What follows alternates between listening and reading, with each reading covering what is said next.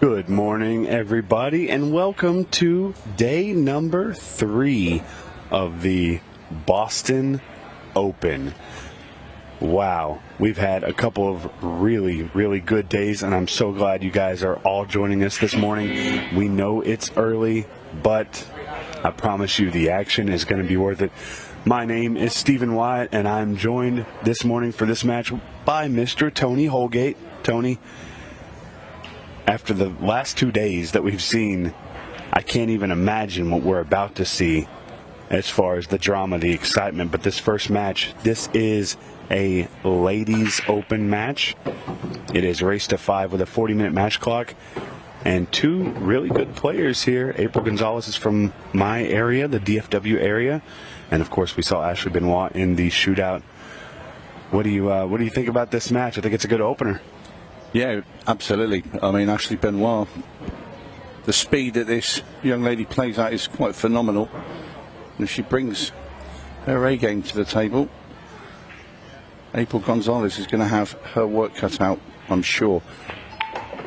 Already won her first group match, Ashley Benoit, 5-0. April Gonzales also won her first match, but she won 5-4, and that was a foul. Yeah, I think it's going to come to a loss of turn because she did contact the 13 before she hit the 5. You cannot play any dirty combos, as we call them. Or in simpler terms, you cannot play a stripe and then a solid and be solids. Also, something to remember, we won't have the golden breaks in play in these matches. They're only for the shootouts only. Yeah, shootout format. We'll see a little bit more of that tonight with the mixed pairs. We will. But this is our standard international 8-ball rules match. And you see the match clock is a little bit longer than the shootout. Again, we want to let these players play rather than let the match clock dictate it as much as it does in the shootout format. And April here, off to a decent start. She's going to need to do something with the 6-ball, though. Yeah, it's going to be a tough shot here for April. She can make the 3 into the top left, but then to try and get onto the 6, I think it's going to be very awkward indeed. So to cut the 3 down, I think she's going to scratch, which she does. So ball in hand for Ashley Benoit.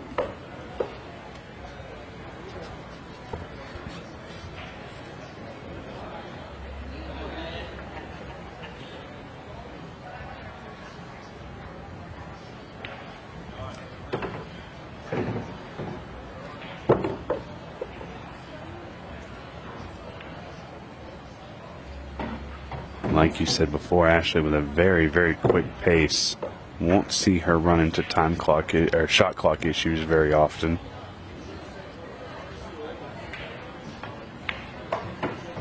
She does seem to be a little bit slower today. Early morning, maybe. I mean, I spoke to Ashley after her match with Del Sim the other evening. I had a good chat with her, and I said, you remind me of a player called Sean Chipperfield back in the UK. He's like pretty much our fastest player. She goes, well, I just think really quickly. I see it quickly, and I just want to get on with it. I said, well, fair enough. And taking her time on this one because it's not. Yeah, well, she's got to be out of position early on in this rack. And any mistake here, of course, April's 2 solids are in decent position as well. She's going to play a nice little layup and hope she gets the safety out of it. Hasn't at all, unfortunately, for Ashley. And you had a chance to go look at their other group play matches. I believe you were checking out scores. Do you know how they fared in their first matches? April won 5-4 and Ashley won 5-0. Oh, wow. So they're both unbeaten yet in the group. Oh, is she going to get a rub? Oh, she got a rub. She got a nice little touch here now. Ashley she's in trouble.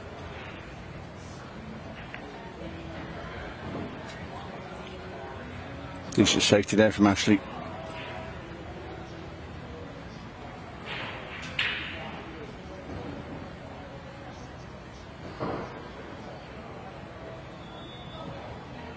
Just wondering if she can just barely see the edge of this ball.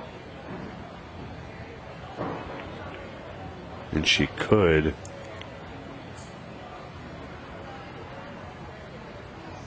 This is tricky now because if Ashley leaves her where she can go rail first, she might be able to get a good play on the 3 ball.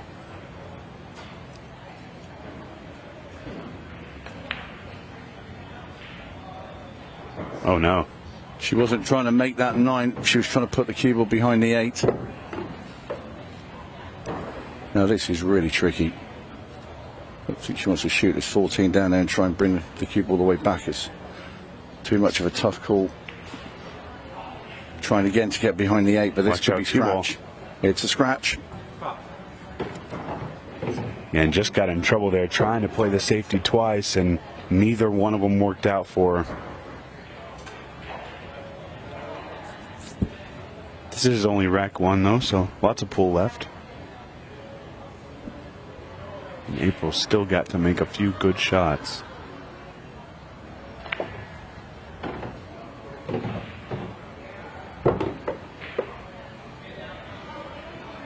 Well, this isn't easy because she's got to make the 6 down and get all the way back up the table for the 8 ball. See, the 6 will pass into both corners. If she can play this well into the bottom right, she can send her cue ball 3 rails around. A little bit of bottom with some right hand spin, or left hand spin, excuse me. She actually drew back.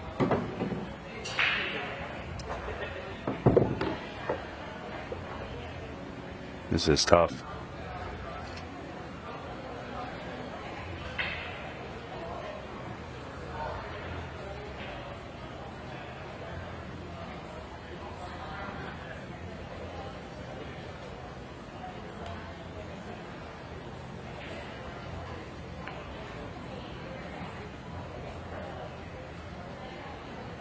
I don't think that one's going to work out for her, Tony.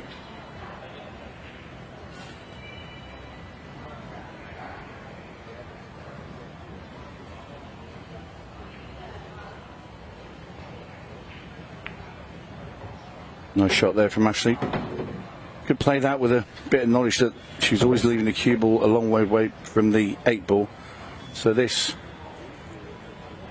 11 ball into the top right, in it goes. And the 8 ball's going to go in the same pocket. This to win the first rack for Ashley Benoit. In it goes, in a bit of a scrappy opener. It is the first match of the morning for these players. It's always a bit sticky. I never used to like playing in the mornings myself. Yeah, those morning matches mixed with the first rack to win is always the toughest, in my opinion. And most American pool players always thought AM was just the other side of the radio. Yeah, I'm with them. Should never play pool when it's still daylight. Unless it's becoming daylight, rather than. You've never played till 6 a.m., 7 a.m.? I've played for 48 hours non-stop. You're a monster. That was charity, though. Well, you're a good-hearted monster. We had 1 hour breaks every so often, so it was it's a bit bizarre, that was. Long time ago, in my youth. Your youth. So I said it was a long time ago, so don't even go there. Oh.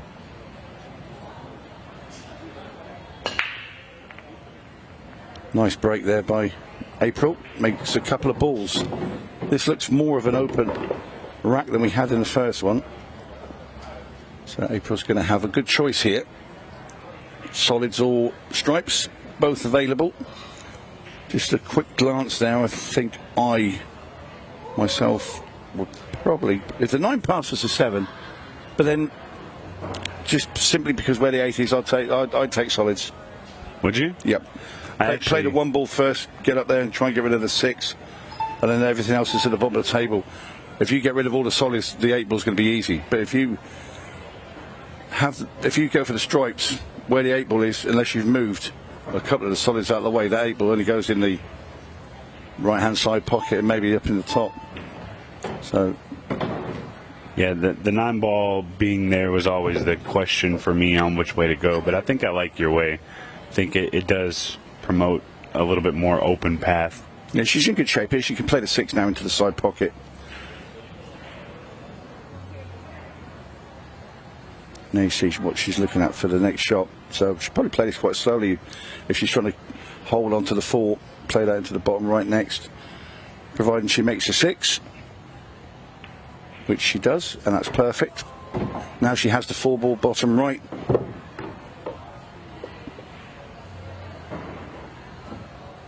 But just kick into the 7 here and hold.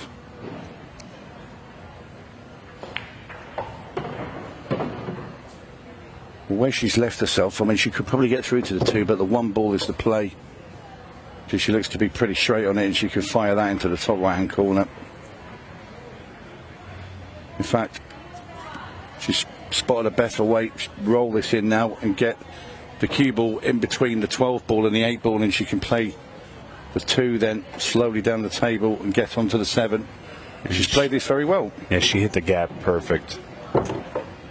She can just run through here, and the cue ball should come down and just rub into the 7 and set it up into the other corner. She played it with a draw shot, played it very well. This is good stuff from April Gonzales. A good reply. She's looking at playing the 8-ball in the side pocket. There's a couple different ways you could do it, but I don't mind this. No, she's played this really well. Every shot, she's been in prime position.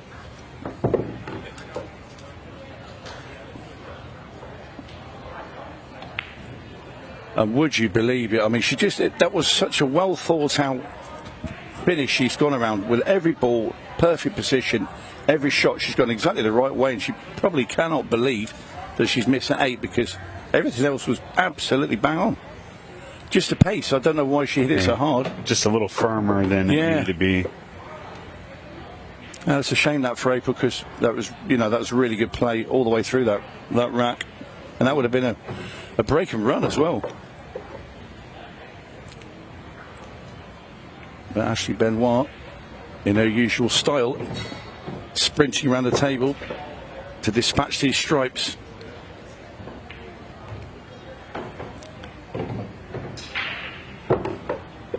So I play the 9-ball now.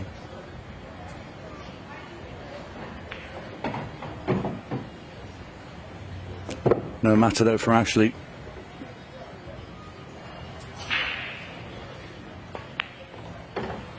Yeah, she's found a touch now as well. That was really well cued. Very still as she struck that in. And this 8 for 2 racks to 0, and in it goes.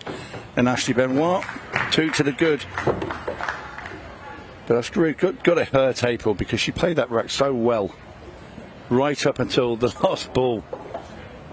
A big shame for her there. And there we have the order of play for today. Before we go to a break, before we come back in the evening for the mixed shootout. So we've got April, obviously, and Ashley playing now. Then in the juniors, we've got Kaden Herrbach against Skylar Hess. And then we will switch to the main open by Dechaine, Justin, Bonilla. Juan Rodriguez will play Shane Van Boening. Then we will jump back to the ladies. Nicole Obarowski. Skylar. You got me there, didn't you? So this is actually going to be an open match. It's an open match, yeah. Oberowski and Skylar Woodward. I was reading from the left-hand side. Yeah, they're all open matches. Johnny Archer will also be featured, as well as Justin Bergman. Caught me out there. Yeah, of course, all the ladies are in the main open as well. So apologies. Well, we actually have later in the mixed pairs, we have Skylar Woodward and Skylar Hess. And I think that's where it got you caught up. It's so easy for me to get caught, don't worry. Always on a Saturday. Never any other day of the week, just Saturdays. I'll remember that. Yeah. Anyway, I'm off outside to throw myself under the first truck that comes past, and then if there's anything that remains of me later, I might come back and have another go. Well, knowing Skylar's demeanor, I'm sure he'll get a good laugh out of it. And Nicole Obarowski actually playing in the mixed pairs as well. She'll be partnering up with Johnny Archer. Be a good pairing there.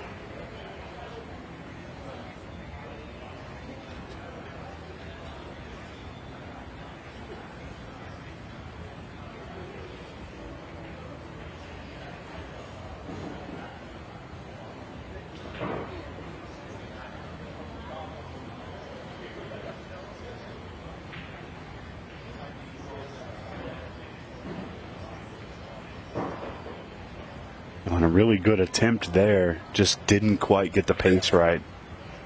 She's going to leave an opportunity for Ashley to get out in this rack.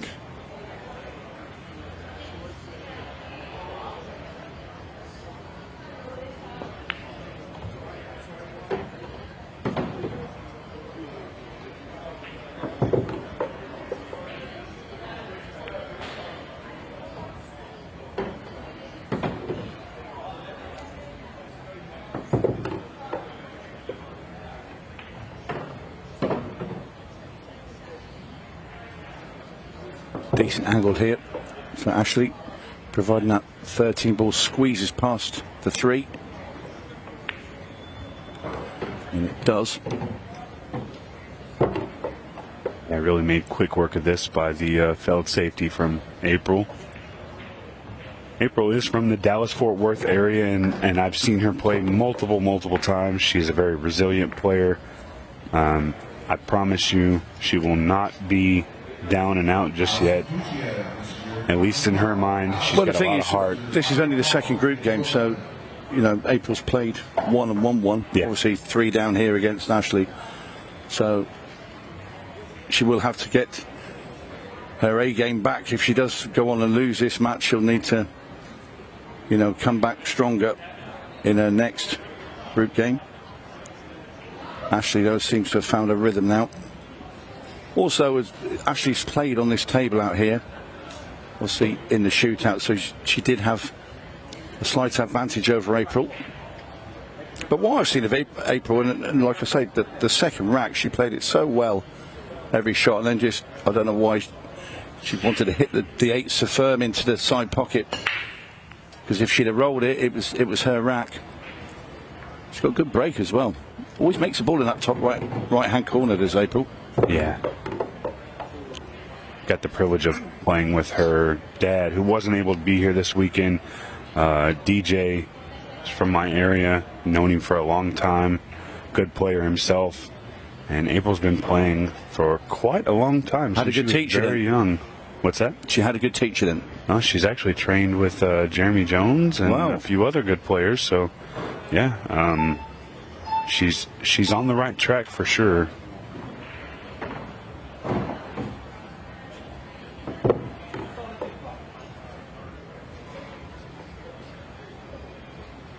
Got a 9-foot table at her house. Plays on quite a bit. She's also very familiar with the 7-foot table. That's what we're playing on.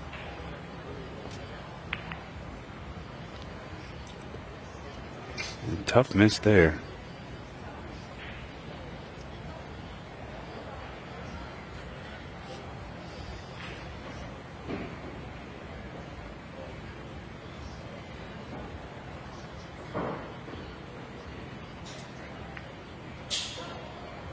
Oh.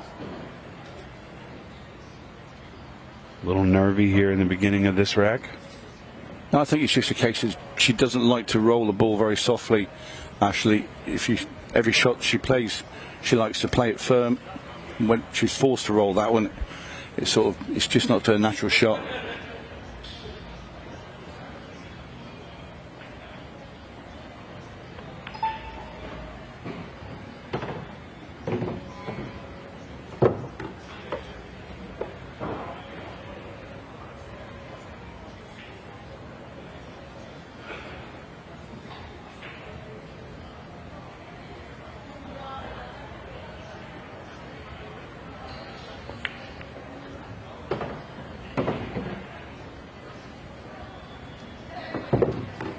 April here back at the table with an opportunity.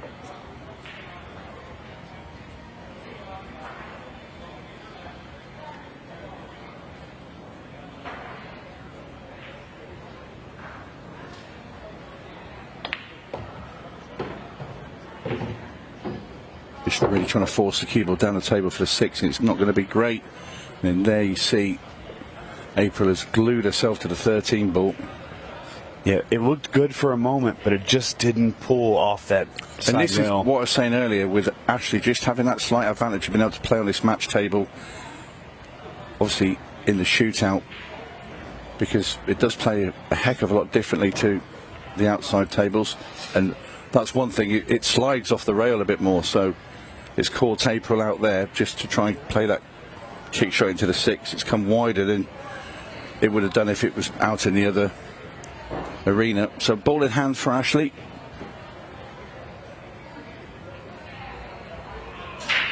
Yeah, and all the supporters for Miss Ashley Benoit, I know you're out there. I see you. See you guys watching. We appreciate you supporting Ashley and following along. And I know she appreciates it as well. She's going to have an opportunity here to take this rack. And in my opinion, it's another stolen rack from Ashley because April's got a solid break. She just wasn't able to follow up.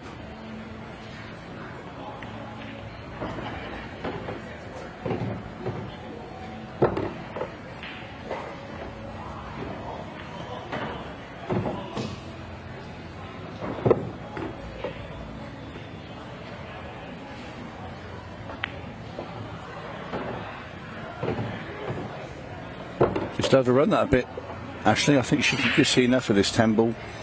If she can't, she just rolls this in and just has to get just high enough away from the 6, and she's missed it. She has covered the 8, so she's got second prize. That's that's brutal. You know, April will be thinking she deserves a break. You know, if your opponent misses a ball to leave, you're still in trouble. I think the worst part about it is if she makes this ball, the nice play would be able to just shoot the 8, make the 10, and leave your cue ball up top of the table. But the 10's off angle. I don't think it goes.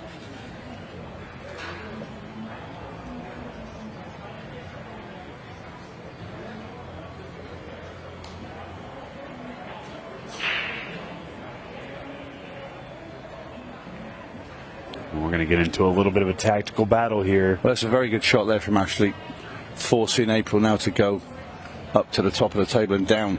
And the thing with this shot, April won't want to make this 6 because if she does, she's liable to be hooked behind the other ball there.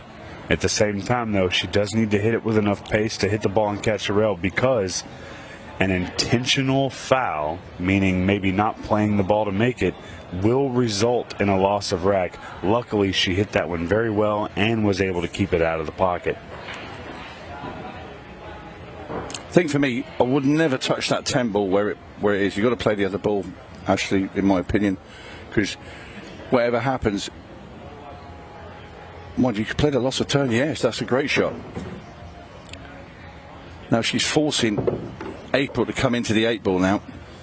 I tell you, Tony, it's a little bit of a wild one, but I think in this position, if I'm April, I'm going to try and clip the right side, or sorry, the left side of the 8 ball and try and send it over into that pocket on the bottom right.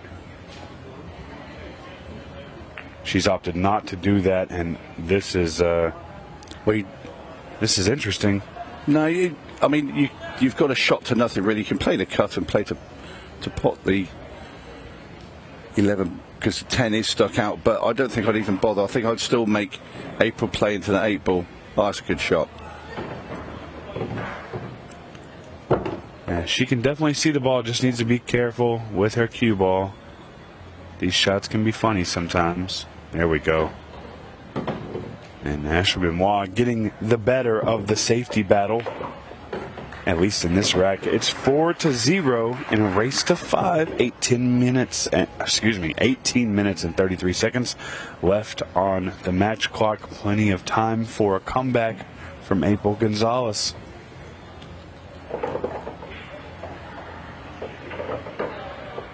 And like you said, this is just the second round of their group play stage. It does go by wins, followed by rack wins and losses. So a loss from April is not the worst thing that can happen. But it would be nice for her to get a few games to give her a few extra racks in her winning percentage. Ashley, on the other hand, a win right here with no racks lost would almost guarantee. It will guarantee through. Well, it almost guarantee her #1 seed in the group play. Has to. Oh yeah, because it's four man. Yeah, so depending on what the other opponent's doing. Well, the other two plays in the group have both lost one. Have they? They've lost to April and Ashley. Well then it's guaranteed. You are correct. Like always. Y'all record that. I'll never say it again.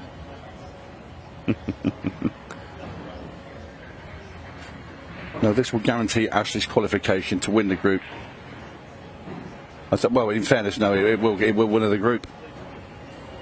Because she can only go on and possibly lose one, but if she's won 5-0, then I believe she's in an unassailable lead in the group.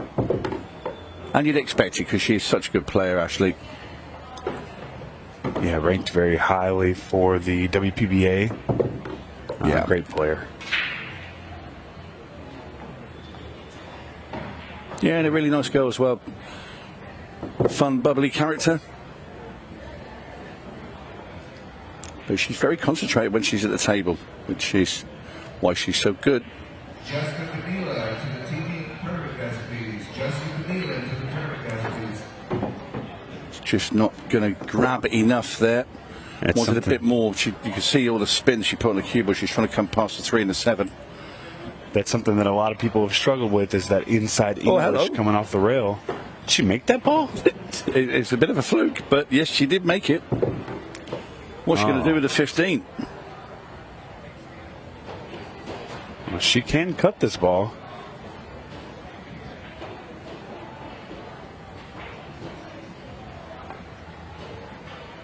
Wow, she got a bit more into that, it would have gone as well. She had the accuracy, but not the pace. But here we go. We'll have another look at this 13. That's incredible. Well, get it how you can, right? April opting for the safety, and rightly so. And like you said earlier, Stephen, you know, it's going to be a tough call to come back and win 5 in a row against Ashley. But if April can if she can bag a couple of racks, it will all goes towards helping the cause. And that was very, very close there for Ashley. It is going to be ball in hand, but not very far away at all. Great attempt. Darryl Hibbert, our referee, passes April the cue ball. And these are there now for April. You know, she's very accomplished, and she'll feel that she should knock these in.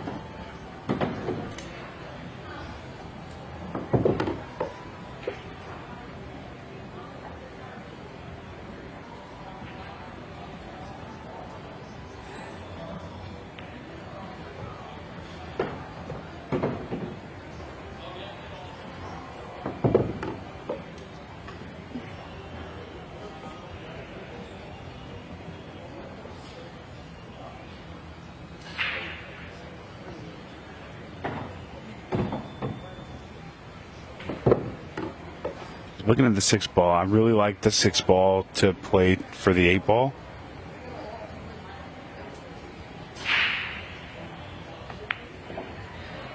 But there are other ways to do it. Keep hold of that chalk, April.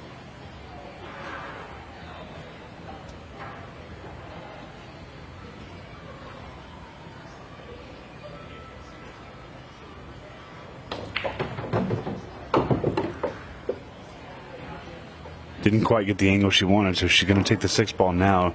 It's going to be hard to get underneath that cue ball to draw back. She doesn't really need to. She could just roll this in softly. She will leave herself a thinner cut on the 2, but the natural angle of the rails will bring the cue ball back round for the 8. Yeah, just like that. She's just got to make this ball, the 8 balls. Well, it's about 4 rails, so you cut the 2 in, it's going to hit the top rail, that left-hand side rail, down onto the bottom rail, and probably the right-hand side rail, and be behind the 8.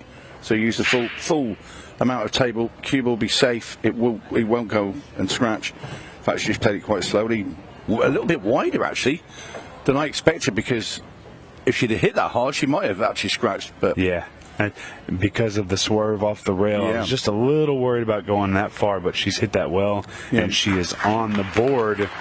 Much relief for April. And it starts with 1, right? Well, yeah. It starts with 1. Well, it all helps the cause. Like I said before, get as many racks as you can. If you do end up getting all 5, then happy days. But if you do lose this match with your April, you hope Ashley goes on and wins her last match and makes sure the other player has 2 defeats, so it makes your job easier to qualify. Yeah. Yeah, no, you're 100% right. Well, generally what happens, so the other 2 girls will be playing each other. Whoever wins that, let's say Ashley wins this match, Ashley's qualified. So April will want Ashley to win her last game, which then leaves April's last match with the other girl. Yeah. It's a straight playoff for who goes through in second place in the group. Yep.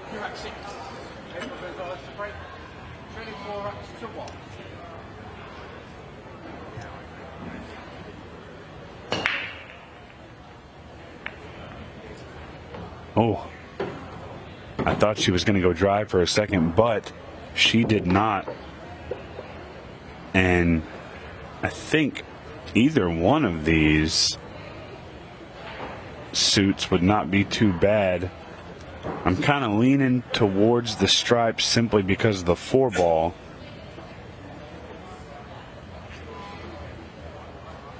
But you could always play the combo from the 4 to the 2.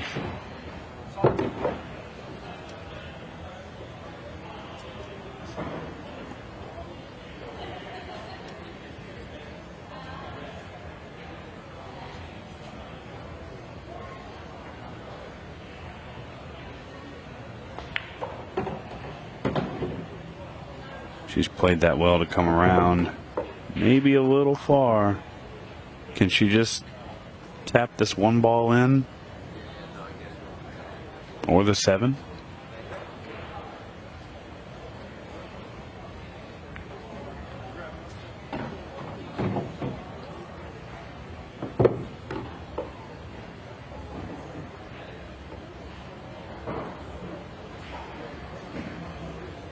She can play the 4 to the 2 when she gets up there. You just have to be a little mindful of what that 4 ball is going to do afterwards. And I think she's going about it the right way in case she doesn't get a great opportunity. Oh my goodness. That's the worst possible outcome.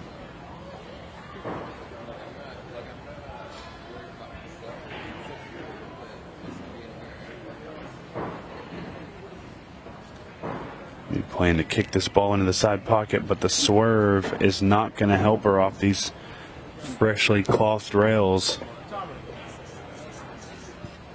Boston Open players, please come check in if you're in the building. I can just say that we have had a switch in the running order, so the next match will not be Kaden, Herrbach and Skylar Hess. That will now switch to match number 3.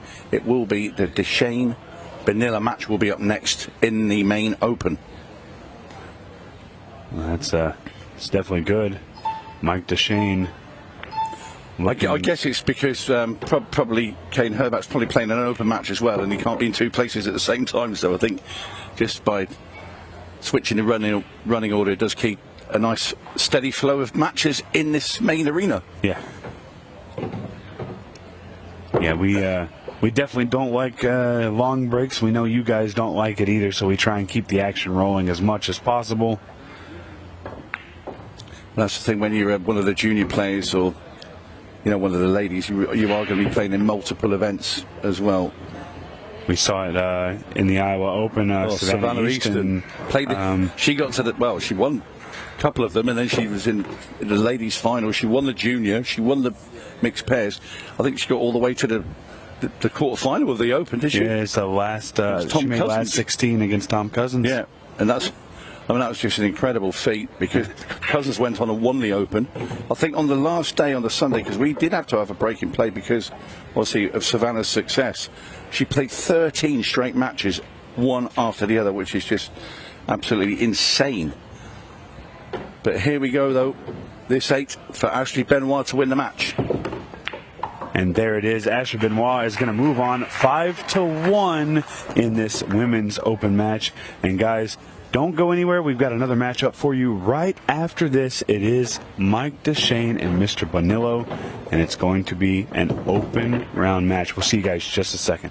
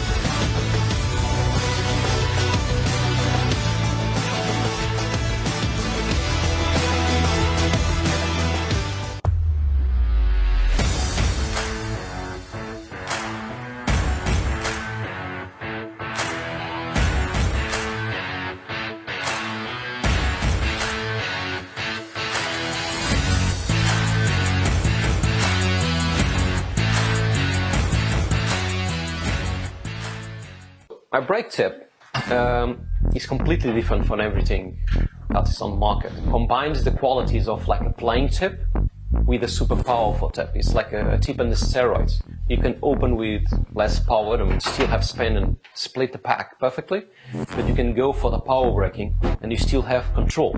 You just need to know how to do it. A lot of players that they told me that because they use so less power on braking, they can focus on accuracy, and the rack always splits the way they want. And because they are not using the power, they keep that accuracy and its reliability. I believe that when you're going to buy something, you need to believe on it and buy it perfectly. And on my side, what I believe is, if I'm going to offer you something, it needs to be better than I was expecting before buying itself. The increases, it's fantastic, it's super good. And they are consistent, they still have power or more power than the normal tips, and they last. And that's what I want. It really feeds me on. When people say thanks and they like the product and they are happy, I feel joy to myself. It's not really just proud, it's just joy. I feel happy.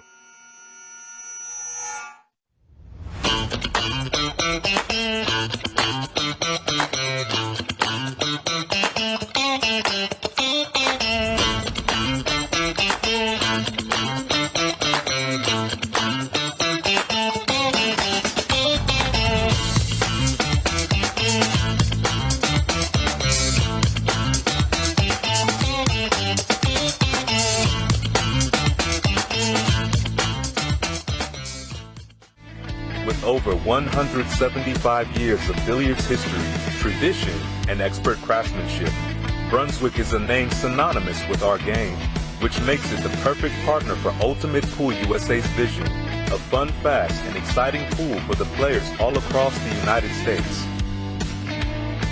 Brunswick, Ultimate Pool USA's official table partner.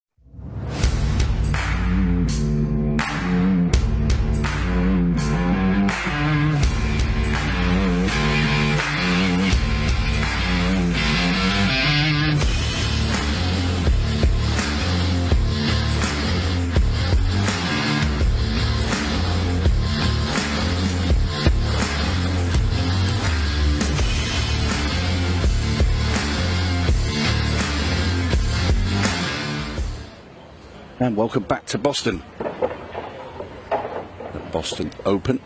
There is Mike Dechaine. We're switching to the main event. I'm Tony Holgate.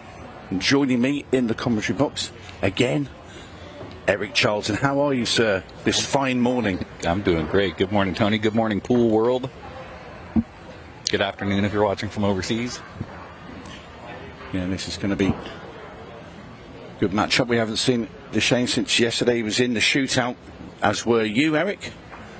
I missed Mike's match. I wanted to catch it, but I had some stuff to do. Well, you were very unlucky last night. You ran Craig Waddingham very close, and he went on and won the shootout last night. I did. Yeah, he played great. I like Craig a lot. Yeah, he was in excellent form. Came through a lot of tough games, including yourself. Yeah. No, I had some chances in that one too, and kind of blew it. I just let my cue ball go in that last rack, but you know what? It was cruising for a 6-ball shootout, and I definitely don't like my chances there. But I would have rather done that than scratched. Yeah, exactly. All right, Mike's got a powerful break. Uh-oh. All right, cue ball's down. So ball in hand. This is probably the start that. What is this gentleman's name? I just met him. Was it Jason? Justin? Justin Bonilla? Justin, yeah. He's from Vermont. He's excited to be on the stream table, excited to be out here playing. But this is what it's all about, isn't it? You know, Yeah. getting it out on the TV table, the main arena, strutting your stuff and showing the world what you can do. So he's got a 10-ball issue. Other than that, everything's clear. How do you like getting that 10-ball out of here? Or do you just like playing the bank in the side pocket? For me, looking at it from there, I think I just play the bank. I'm looking at which stripe I would use to bring it out. I mean, if you were going to bring it out, you'd probably use the 14. Because if you leave yourself cutting that in, you can leave yourself a natural angle just to Come run behind into the 8. Yeah, you can run into the 8 and push the 10 over the. Yeah. The only problem with that, you push it too high and you're jammed up in that top right. That's why you leave the 9-ball up there. Yeah. No, it's very true. But I think I just play the bank because if you get right on it, leave it till last as well, because you'll push into the 8 and you'll set the 8 up because there's nothing down below the 8 ball. Well, that changes it. Yeah, it does change it a lot. Where it was, you could play the bank and push the 8 and you're guaranteed to be on the 8 afterwards. So he's got 11-ball problems now too. It might pass in the lower right, but this looks like that 8-ball might be Mike's problem. We'll see in a minute. Yeah, I'm going to say that 8-ball's probably going to end up being Mike's problem. Yeah, Justin making a few problems for himself as he's gone round. There's some unwanted kicks and bumps. He can't be too hard on him. This is his first time playing on this table. Indeed. That is probably... putting the 6-ball over there is not good. It's going to give Mike an easy chance to break it out. Mike clarifying some rules here. First Ultimate Pool event. Doesn't get ball in hand anywhere on the table. So he wants to be careful with that. Moving the cue around with your cue. If you touch it with a fair roll, that would be a foul, right? Yeah, it would. Okay. Yeah, and it was Del Sim that succumbed to that rule. If it wasn't him, I can promise you it would have been me at some point. I did not know that was a thing, but yeah. So once he takes care of that 5-ball, this rack's pretty much done. Yeah, these matches, of course, they are a race to 6. The match clock 40 minutes, which is an extra 10 minutes than we had in the shootout. I don't expect any 6-ball shootouts in this. 40 minutes. No, they're more likely in the shootouts than they are in the main open. And of course, said before, we don't have the golden breaks, only in the shootouts. Left himself a nice angle here, Mike. Yeah, he's looking good. How did his match with Kevin end up so lopsided yesterday? Did Kevin play great, or did Mike make some mistakes? Kevin didn't miss a ball. Oh, nice. He ran a perfect match. I only saw the start of it when he went 3 up, and then I came back and it was all over. I couldn't believe it. And then it all went wrong for Kevin later on in the evening. It's like, if he could have stayed at the table and played his next match right away, I think that would have suited Kevin. Yes, but I believe it. Sometimes you get that break, and then when you come back, it's like you've forgotten how to play. Right, scores 1-0, Mike. Yep, Dechaine with the first rack this morning. So, how have you been faring in this Open tournament then, Eric? So I've played 2 out of my 3 matches. For anybody that's unfamiliar, we're in groups of 4, and it's round robin style. You play everybody in your group, 1 match, and the best records, the top 2 records, advance to the final 64 single elimination bracket, and the bottom 2 advance to the second chance tournament. If there's a tie, then it actually goes towards whoever has the best win-loss record in their racks is going to advance to the final. So every single rack is important. I was pretty fortunate my first 2 matches and had very, very big wins. I got 1 more group stage tonight, although I think I'm qualified already for the final 64. But I got 1 more tonight, and you want to have as good a record as possible because it affects your seeding in the final 64. So I want to be as good as I can tonight. They play the first round of the 64 tonight, and then I get to go home. So hopefully it's a nice early night with me waking up in the final 32. That's the plan. I like it. I like it. And well explained with the format as well for everyone at home. That's why I love it. You get a lot of play in the Ultimate Pool tournaments. It's not just a standard double elimination. No, lots of play. At least, you're guaranteed at least 4 matches, and that's if you lose every single one of them. And you're guaranteed to play every day as well. So if you get into the second chance, if you sort of had a bad weekend, which could happen to everybody. Good start. That one rubbed the pocket or the rail on the way in, and I was talking to him earlier, and he has practiced on the Brunswicks in the back room, and that's what we were talking about. Like, use the pocket. He's getting used to the speed on these. He says he feels comfortable on them, so I was happy to hear that. Yeah, we were saying earlier, myself and Stephen, when we had our ladies match to start the show, and said because Ashley Benoit had played obviously in the shootout, April Gonzales hadn't. We said that, it is a little bit of an advantage for Ashley to have played on this table. Wow. Well, if you could have told him, if that's right where you want to end up on this, look at this. He can shoot anything he wants now. That's as good a spot on the table as you can pick. Absolutely. Good for him. Yeah, good shot from Justin.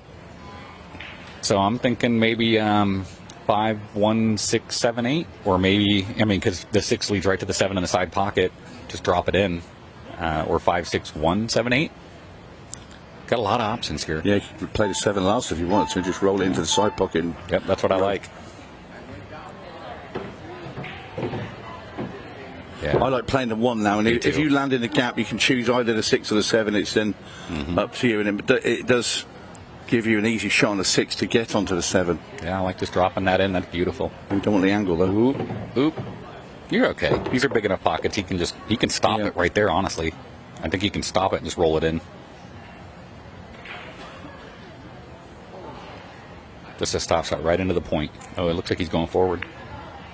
Yeah, you expect the table to grab, or the rail to grab if you're playing on the outer table, but on this table it will not. But he's okay. He's got the corner pocket. He's got to be a little bit careful of the traffic. I think I'd probably roll this rather than send a cubble into the 15. That way you can't snook yourself. Yeah, I liked rolling it down there and getting on the... Well, that's one way. That's how I would have done it. Yeah. There's so many times I try to avoid a ball and I end up running into 3 balls. But yeah, this is going to work just nice for him to tie the match up at 1. Put that one in with some authority. Absolutely. Justin Bonilla leveling things up. 1 rack each.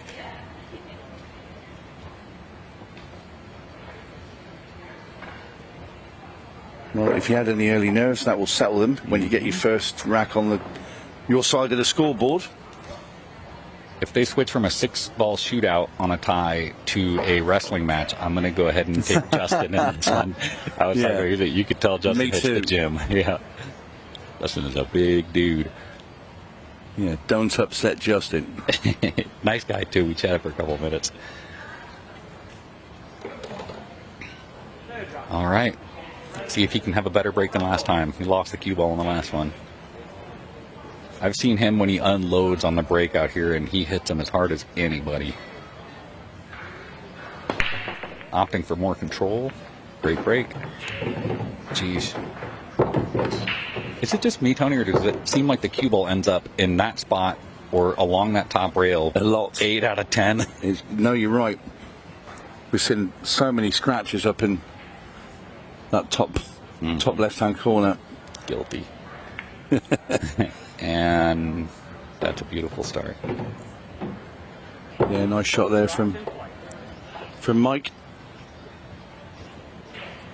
Just wants. Oh, The you don't rest see is this to play. often. No, if Delsin was out there, you wouldn't see it ever. No. So is he going to go 2 rails behind the 12? I think he will. No, No. straight down. Yeah. Okay.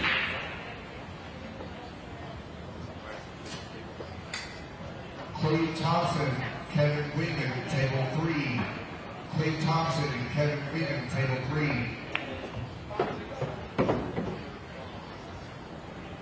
As you can hear in the background there, that's our announcer announcing all the matches out in the main arena. Everything underway and in full flow now. There's not a whole lot he could have done on this to have a really nice key ball for the 8 ball, but it looks like he's going to have to use the 12 as his key ball, and at least the 8 ball goes in both corners, so just got to get nice on it, which he did. Yep, that's as good as you can get. Judged the pace very nicely there. Mike Dechaine.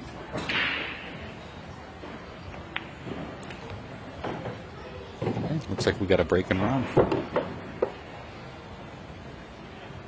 Made this one look very simple. Down goes the 8. Dechaine leads 2 racks to 1 against Justin Bonilla.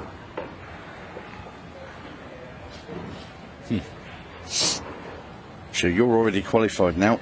I believe So, I am, yeah.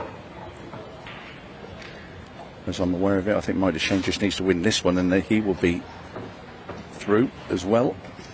Yeah, there's a bit of luck when it comes to the draw, for your group stages. There's a couple of groups out here where you can have a high Fargo rating or be a really good player, and you have Shane Van Boening in your group, and you have some other local champion from the Midwest in your group, and then you basically have to win some tough matches, and there's some groups you go into where you just cruise through all 3 of your matches and you're in. Yeah, there's one group in particular. It has Amy Beecham, who's come over from the UK, one of the best, if not the best, lady player that we have at the moment over in the UK. Any big names in her group? Well, Shane Van Boening and Kobe Japp are both in there. Yeah. So that I even said that when Amy told me who was in her group, I went, "Wow." She goes, "Well, I don't mind that because I'll probably be in the second chance and I should be able to go deep in that." Yeah, it's fun. She's a 5-time world champion, right? For what, black ball?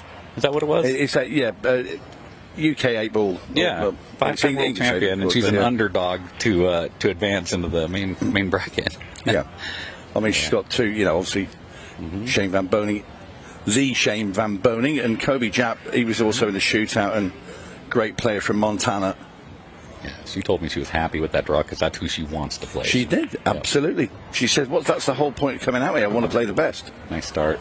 So, you go in with that attitude and said, "Well, oh no, it's not fair. I've got to play all these top players." Well, why have you entered? Exactly. So he's got a couple tricky little shots here. I don't know if you can get this 3 down and get nicely. Oh, he'll be okay. I believe the 5 does go past the 2. Down into the corner pocket. That actually could be ideal if he can drop this into the corner pocket, have his choice on the 2 or the 1, because those are his only tricky. I think he's laying. I would love this. This is almost ball in hand position. Maybe a little closer would be nice, but this will tell the story of this rack. Ooh, just want to scoot by that 2 ball, and it didn't quite happen then. The 10 came up to be okay for Mike. Otherwise, that would have been tough. Well, the 11's a problem. I wonder if you take the 11 now. I know it's fairly thin, but just have a look there. You just want to get that 5 ball past the 2, and he would have been in great shape there to run the balls out. Yeah, I go 11 here for sure. I think while you're up there, it just makes total sense. If you can make the 11 here, everything should be available for Mike. No problem. Well, you take it. You absolutely take it. You've got rid of your most awkward ball. Yeah, you might have to have some fast shooting to get onto the 12, maybe. I thought we had a problem with the match clock for a second because it said 29 minutes and 50-something seconds, but no, we did start at 40. Yeah. Yeah. Okay, great shot. The 12 ball was going to be a little tricky to get on, and he's good on it now. Does a 15 go easy enough in the side pocket, left side? Or does he need to move that a little bit? I think it goes. Sometimes it can be a little bit deceiving. when you call these, if you go on the side of the ball goes, I think you're going to be right more times you're going to be wrong, because the amount of times I said, there's no way that pots, and then then you see the overhead and you think, you can drive a bus through there.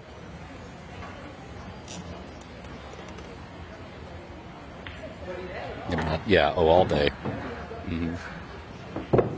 So he's going to have to play a little position for that 8 ball, but I think it has 5 pockets it can go in.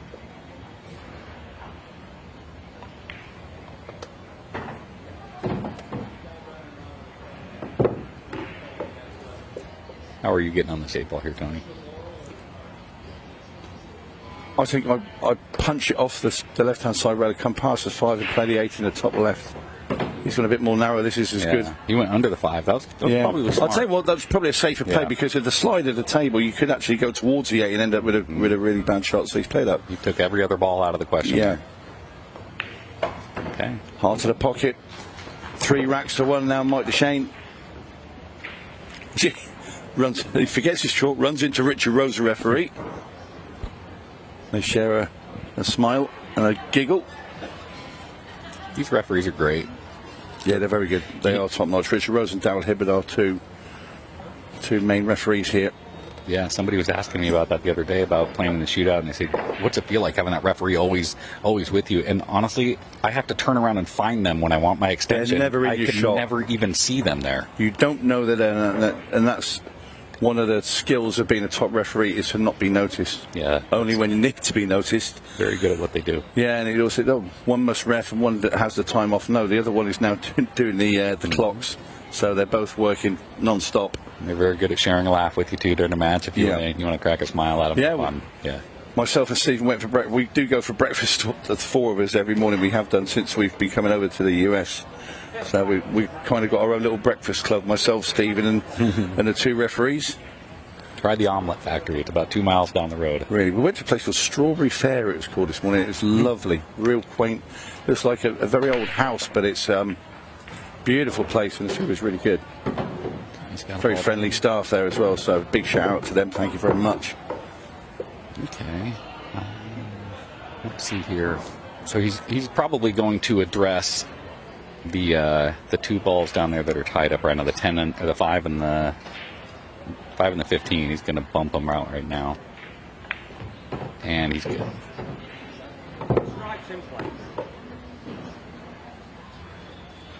No issues here, huh? Maybe making sure he can get on that 12 ball.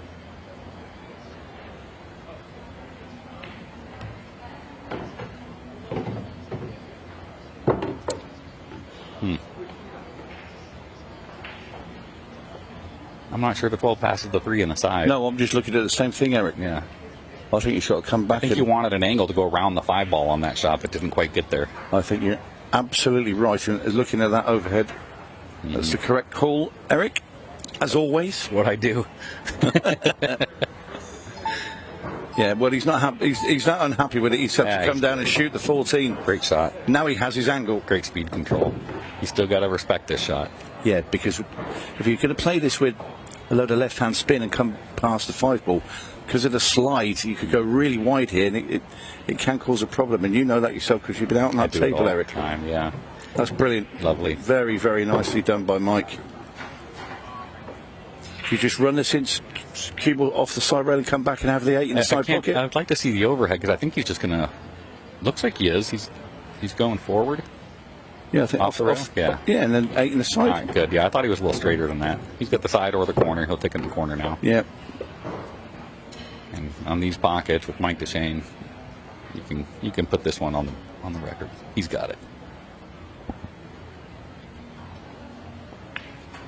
I've never jinxed anybody from up here.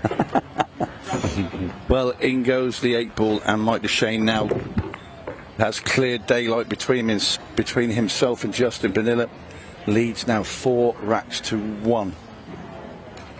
Does need another couple yet. Justin just not getting to the table now at the moment. Mike Dechaine has sort of upped his level.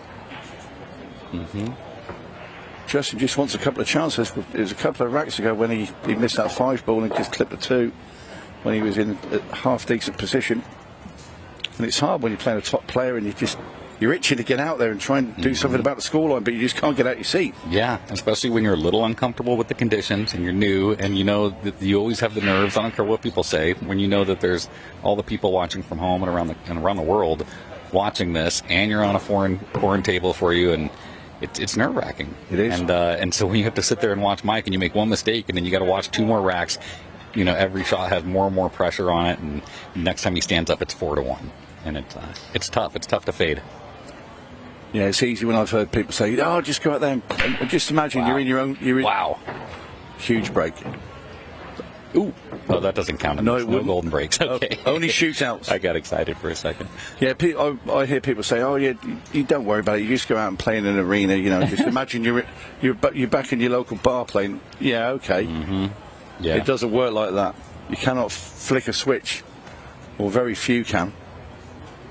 You need to go out. You need to do it regular. Then it becomes a habit. Then you don't think about it. You know, if you're Shane Van Boening, if you're Johnny Archer, you know they'll be doing it all their lives. You get, especially when you're not used to playing on the stream, and everyone back home is messaging you and saying, "Just play your game, just play your game." And I'm like, I want to play Shane's game, or I want to play Craig's game. I don't want to play my game. What are you talking about? Yeah. But yeah, it's fun. You got to go out there and have fun. Okay, so if he can solve the 14, he can be okay here. That's easier said than done.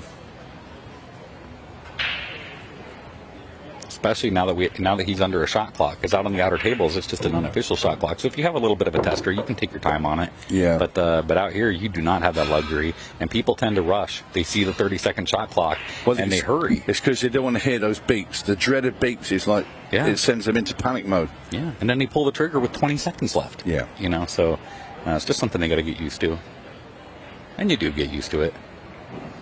Caught that very thin there, Justin. And well, it's not the easiest for Mike. Well, looking at that, I think, well, do you play the combo? Yeah, I probably, well, you haven't seen me hit a combo.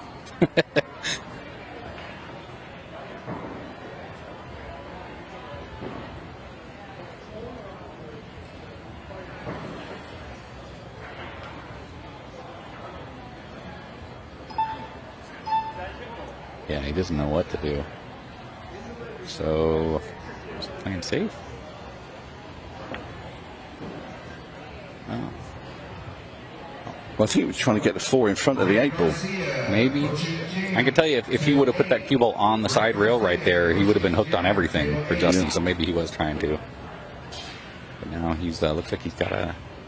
You can see the... Oh! He just caught the edge of that one, trying to cut that 13 in. Alright, well, this is what Mike wanted. Yeah, that gets rid of the problem, which the 4 ball... 6 should pass the 13, right? I can't see an overhead, but I'm imagining it goes past that 13.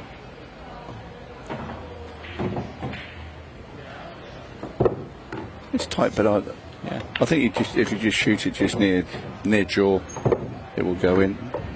And that's one thing you see a lot of. You see some criticism on the pocket sizes here, and the table looks like it plays a lot looser, and it does because the slippery cloth and the brand new conditions, and it is a little bit generous, but it definitely adds another level to the game. You see more exciting shot making. You see people go for stuff that they could never go for on a 9-footer, and it just it's playing another game out there. And I enjoy it. I think it's fun.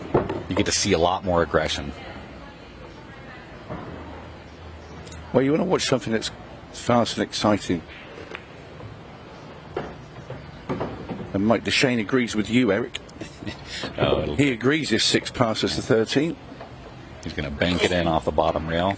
There it goes. All right, it looks like he's going to cruise to the hill. I'd be betting on him to get out here. I think the whole world would be betting on him to get out here, Eric. How many times has he dropped his chalk so far? Not in this match, right? Not as many as you did in 2 visits to the table. I probably dropped it 25 times during the shootout. I think you did it twice before you played a shot. Yeah, I think I have. It's, you know what, though, that's fun for me because you look for little ways to kind of ease the pressure and break the tension up. And every time I drop it, I always have a comment to the ref. I'm like, come on, man. Yeah, and I think they're laughing with me, but it's fun. You gotta keep a cool head out there and have some fun. Yeah. What people can't see at home is genuinely the slope on you know, you've got the cushions and then the table surround, it does slope quite severely towards the end. So if you want to keep your chalk on the table, you need to put it very near the cushion, to be fair. Yep. If you put it halfway, it just slides off the table and falls on the floor, which is quite comical. And you're not the only one. I know. That's okay. Yeah, I think it's so much fun out there. That's why if you watch my matches, and I notice this because I rewatch the whole stream like 20 times between events, and everyone seems to be very, very serious out there. They got their game face on, and I don't have that gear. You know, for me, it's I want to talk to people and have fun and smile because that makes me more comfortable. Yeah. And yeah, I wish they'd smile more and have more fun because the crowd loves it. There was a group last night. You see them yes, behind the I head did. of the table. They were having fun. They were between all the racks. They're talking to me and telling me who they're gambling on and betting on, and they were having a great time. Yeah, they were. They were a lot of fun. They were local guys from Boston, weren't they? Yes. Yeah, there were some. 4 balls down. And We're shooting stripes here yes, sir. all day long. So here I'm trying to get on the 9 and the 15, and whichever I get one, that's when I'm going to start figuring my pattern out. Because I'm going to see which one I like. He doesn't like either of those routes. I think he likes the 10 ball You see now. what I'm saying? If you get around here, you get to pick. You know. To be fair though, if he places 10 and just leaves an angle on the 14, he can go up and just sit in that gap between the two. Yeah. 15, 9, 8. That should be his last 3. Yeah, this really should be the match right here for Mike Dechaine. I know a lot of these. You watch some of these YouTube series that Simon puts on, where he's talking to professionals about their pattern play, and I think it's fascinating for me. And I try to find out my problem balls, and like I get between 3 balls, and then I figure out which one my pattern. Where did I land best? Because if you plan your exact route and then you mess up on the first or second ball, you got to rethink everything. So I like to give myself a lot of options. Well, 2 balls away now, Mike Dechaine from completing victory. This 9 ball and then an 8 ball into the bottom right hand corner. And he's looking good. He's been good value. Justin Bonilla, a little bit unlucky. He's had a couple of chances, but mainly Mike Dechaine has been the man on form, and he does complete victory. Mike Dechaine beats Justin Bonilla 6 racks to 1, and when we come back, we're going to have a match from the Junior Open. Nice.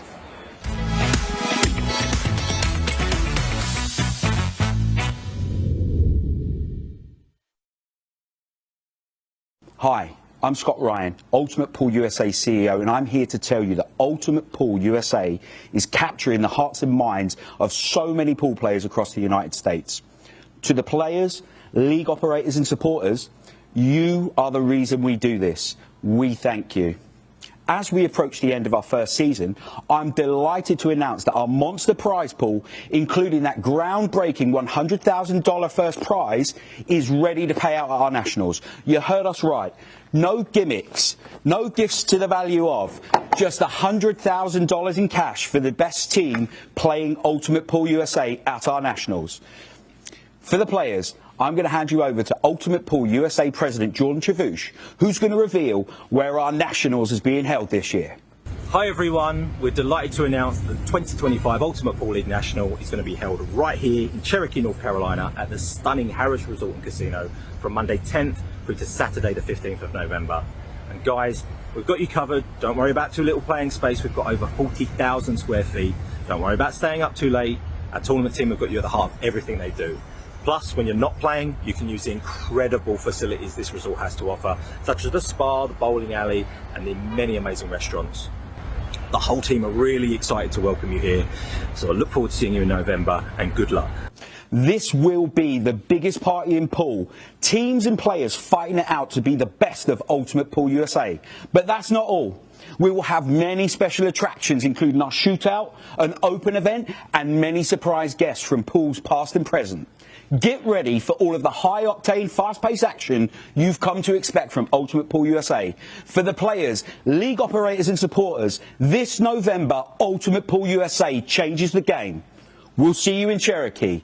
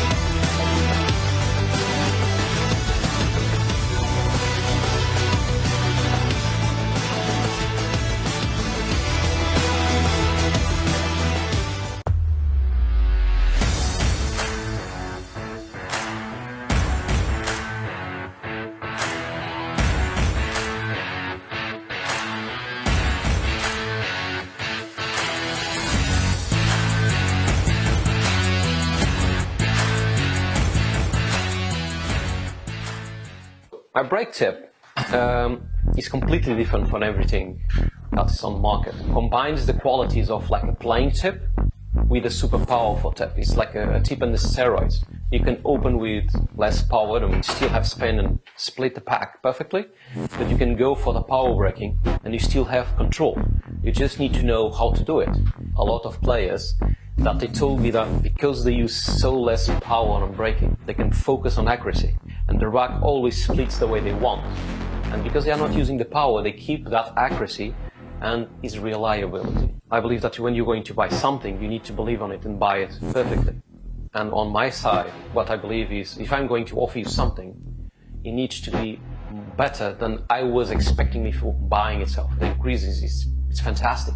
It's super good.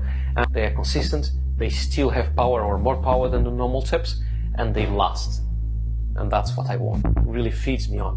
When people say thanks and they like the product and they are happy, I feel joy to myself. It's not really just proud, it's just joy. I feel happy.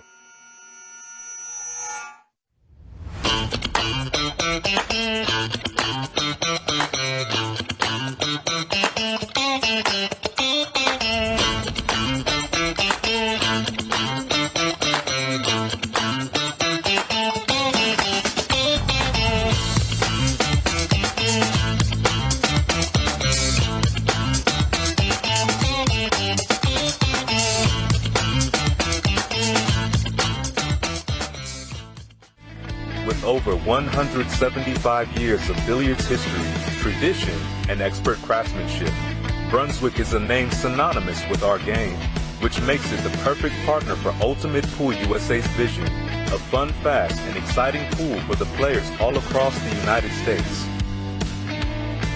Brunswick, Ultimate Pool USA's official table partner.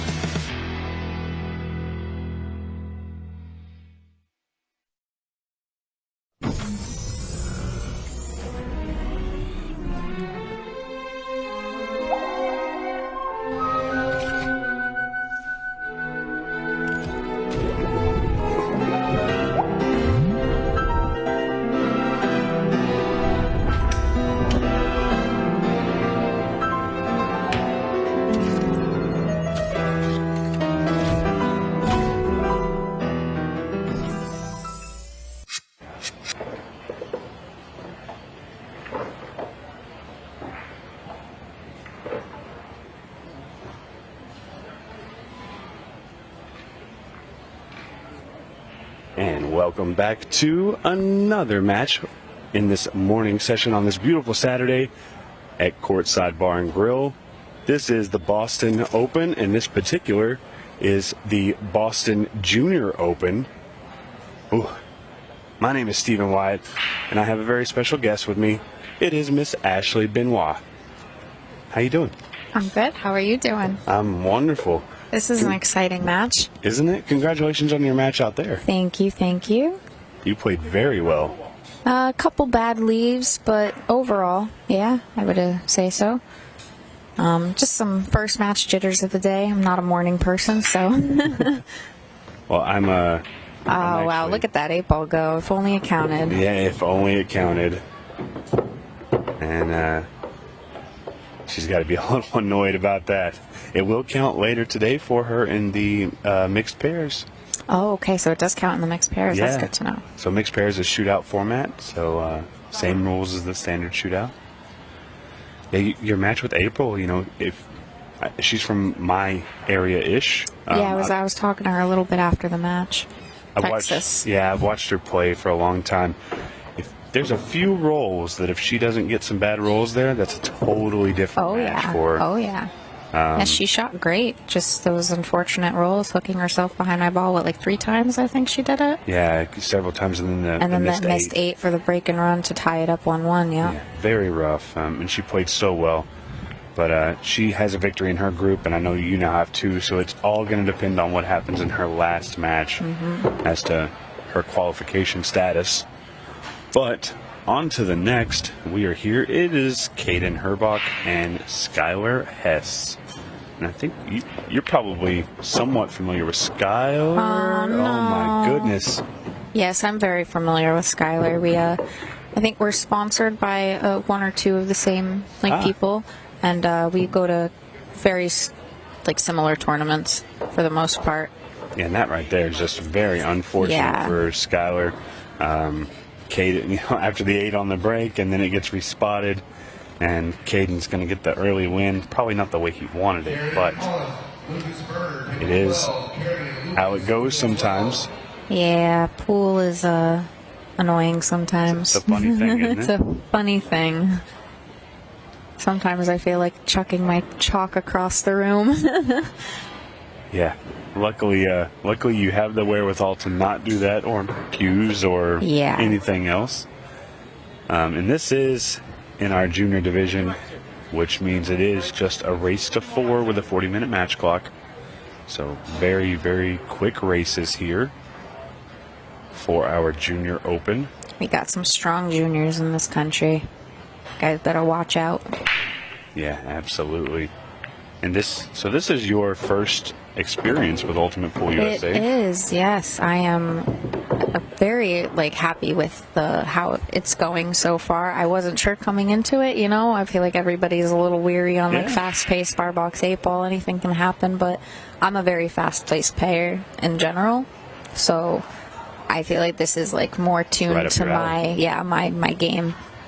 Yeah, and again, you played well in the shootout. I think just a couple times you may have been a little extra fast. Yes. But, it's also your very first time in the arena, and you can tell, for anybody who doesn't trust, this arena is a little daunting when you first walk in, if you've never been in it. Yeah, I mean, I've never, I've gone to a couple of the Predator events, but I've never been on their stream table, so, this kind of production level, I've never played, so I was curious to see how that went, but I was happy with the result. Yeah. Keeping my calm, not looking like I'm about to pee my pants. The production and just the lights, the sounds, the pressure of the arena, it's one of a kind. And I think I'm a little biased, but I think the Ultimate Pool USA arena really is and can be scary if you've never stepped foot into it. But a lot of you guys that haven't played in it do really well. It's fun to watch. Yeah, it forces you to rise to your potential. What you're capable of. Just can't overthink anything. Just shoot. Don't pay attention to anything but the table. Absolutely. All right. How do you think he's going to try to break this one out here? He's kind of leaving his problem ball till the end. So the 1 ball, I think, goes right into the corner using a combo. So I think he would need to play the 3 ball and get down table.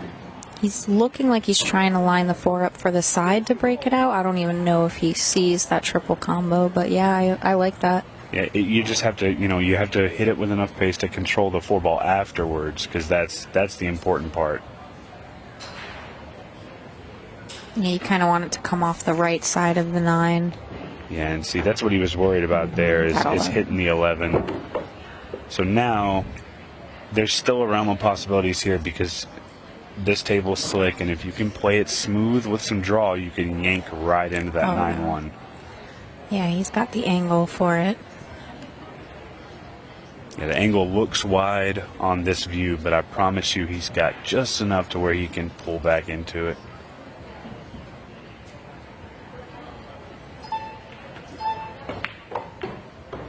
And he has, but it's not pretty. It's a little awkward, but doable. He just has to avoid the scratch.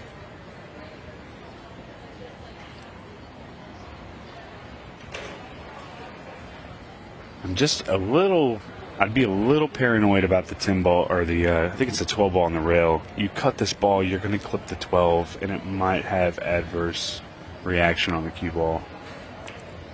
Yeah. Yeah. That's what I was worried about.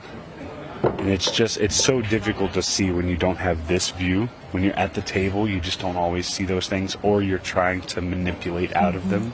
Yeah, it's funny. I've gone back and watched some matches, and I'm like, that's not what it looked like when I was at the table. Yeah, it's definitely if I could play pool from this view, I might be a champion. Right? It makes me wish I was like a foot taller sometimes because I feel like I have a completely different view of the table. Yeah.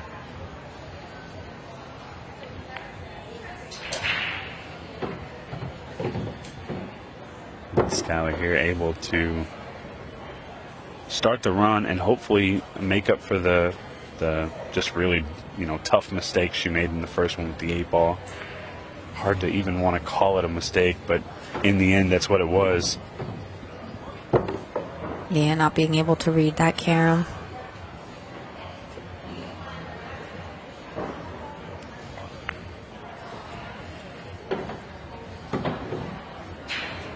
Yeah, I was talking to Skylar a little bit before the match. She was the biggest thing she was worried about was just the table speed. Yeah, it's something that we've touched on quite a bit because, we get these tables in just a few days before and we get them refelted, so they're coming in slick, right? Mm-hmm. And a table that comes in slick, you just never really know how it's going to play. Yeah, I think these Brunswicks play perfect for bar box 8-ball. How the rails react and everything. Yeah, and a lot of people are a little negative on the pocket size, but that's the thing about it is that we've never once said we want to play on 3 7/8 pockets or anything like that. The pockets are a little bit more forgiving, but they are missable. They're not a guarantee. Yeah, they're definitely missable. And because the slickness of the cloth, you might be able to cheat it a little bit more than you would on worn cloth. But yeah, and the shelf is a little bit shorter, right? Shelf's a little bit shorter, but end all be all, you can miss these balls. We saw it with you in April that a fairly simple side pocket shot, and the pace just got her. It slid right off the point of the pocket, and it bobbled out. So I know a lot of the people in the comments want the pockets as tight as possible, but I'm telling you that they're tight enough. Yeah, it depends on the game and what you want out of it. Like, this is supposed to be fast pace, bar box 8-ball. No one wants to see people missing a third of the shots because the pockets are too tight. Want to see people running out. Yeah, no, you're exactly right. And that's a really good point. I'm glad you brought that up because I feel like that's exactly what we need when there is a shot clock and a match clock. You don't need the pockets to be so tight that nobody can make balls. Yep. Yeah, tight pockets have their time and place. One pocket all day. Yeah. Yeah, see, the speed got her a little bit there. She wanted to set up for that 4-ball with the angle to break out that 1-6. I'm just wondering if she can see the edge of the 1-ball. I think she can. If she can, there might be a safety. Oh, she can see the 2-ball here. She almost made the 2-ball. Probably a good thing that she didn't. Because yeah, I was just thinking. Have a shot. No shot, and it gives you a ball to break those out.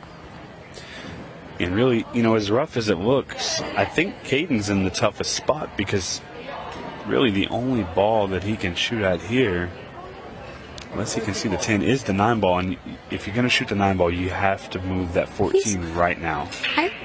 Can he not see that 11 in the side?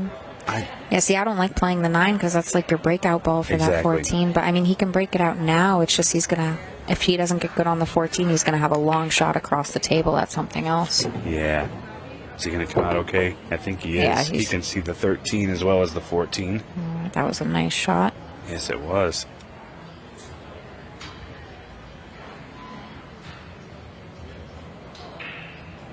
So I like 13, 11, 10, 14, 8 here.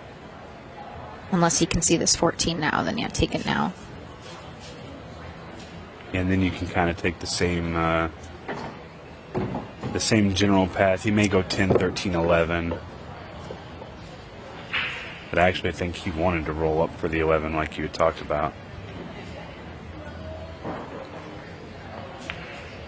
Oh, no. What we were just talking about. Yep. These pockets are not guaranteed. Can't take them for granted at all. And now look at this. Huge opportunity for Skylar. I'm a little surprised that she didn't try and play any type of a carom there unless the 6-ball goes. I think she tried. I think she just hit that ball too full and didn't get the bounce off the rail she wanted, but she got fortunate It's getting difficult pretty to- perfect on that 6-up table. Yeah, it's difficult to get. Oh no, that's just a little bit of a mishap right there. I think it was tight coming down here, but inside English and top English off the rail with pace, it's very difficult to control on this table. Yeah, it either wants to take off or die, but it all depends on how thin you're hitting that ball. Yeah, you hit it real thin, you might be able to get some spin out of it. But if you hit it thick and that cue ball makes contact with the rail while it's still spinning, sometimes it just doesn't react. Yep. Still sliding, I should say. Kaden Herrbach, an 8-ball away from taking advantage of that miss from Skylar. It is 2-1 in this race to 4. That rack went back and forth a couple times. Yeah, Kaden, a former Ultimate Pool USA Junior champion. I thought the name sounded familiar. He's actually been in 2 finals. He took out Sophia Mast at the Kansas City Junior Open, and he fell to Sophia Mast in the Colorado Junior Open. So a little bit of a rivalry there, and those events were Hope back they to match back up as well. in Kansas City so we can get that tiebreaker. Yeah, well, and Kaden being from Kansas City, the crowd was ecstatic for him. Oh, I'm sure. So, and then the good news for Sophia is she went on to win a the women's open at that event. So Nice. She's got a few Ultimate Pool USA trophies in her hands. I've only had the pleasure of playing her once, and we were playing in January. Oh, scratch on the break. That's not good. Wide open table. So we played in January at the WPBA event, and it was on the stream table. And she was up, I think she was up 7-5, and I came back and won Hill. Really? Yeah. That's a cap or a feather in your cap. That's a big accomplishment. Yeah, it's the only time I've ever played, like we've ever gotten drawn into each other. It's really nice to see a lot of the ladies from the WPBA coming out and joining up with Ultimate Pool USA. Really is a lot of fun. She's losing her cue ball a little bit here.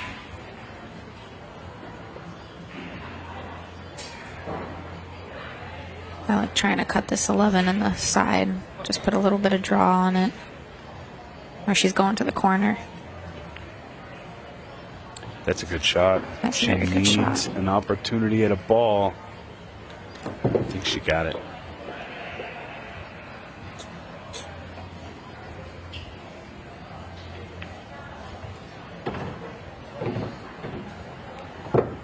This might not be what she wanted. She came up short on the 10, so she's going to have to play the 15, which is, it's not that big of an issue, but now it's going to make the shot on the 10 a little bit tougher. Yeah, she's going to have to take like a back cut on it and try and come around for the 8.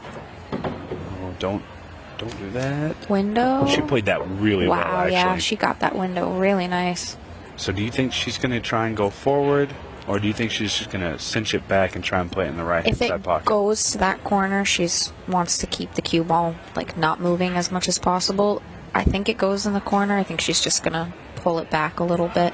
Yeah, it's tight. If she can stay on the rail, I think it goes.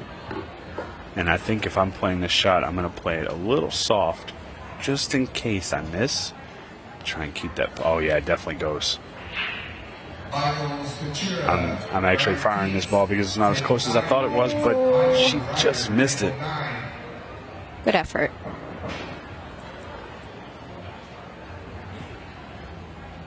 Yeah, she's got to be upset with that one, but you gotta brush it off. Yeah. You gotta Forget hope you about get it. another shot at the table and take what you can, right?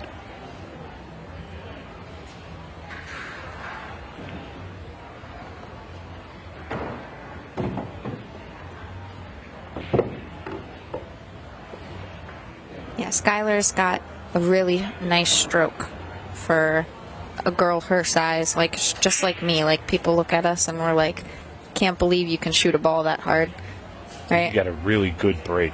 Thank you. A really good break. And April did as well. April Oh had yes, a yeah, no, monster she break. had a great break. 2 different styles, but they both worked. Yeah. But yeah, Skylar's has the stroke for the 9'9" ball. That's what me and her mostly play.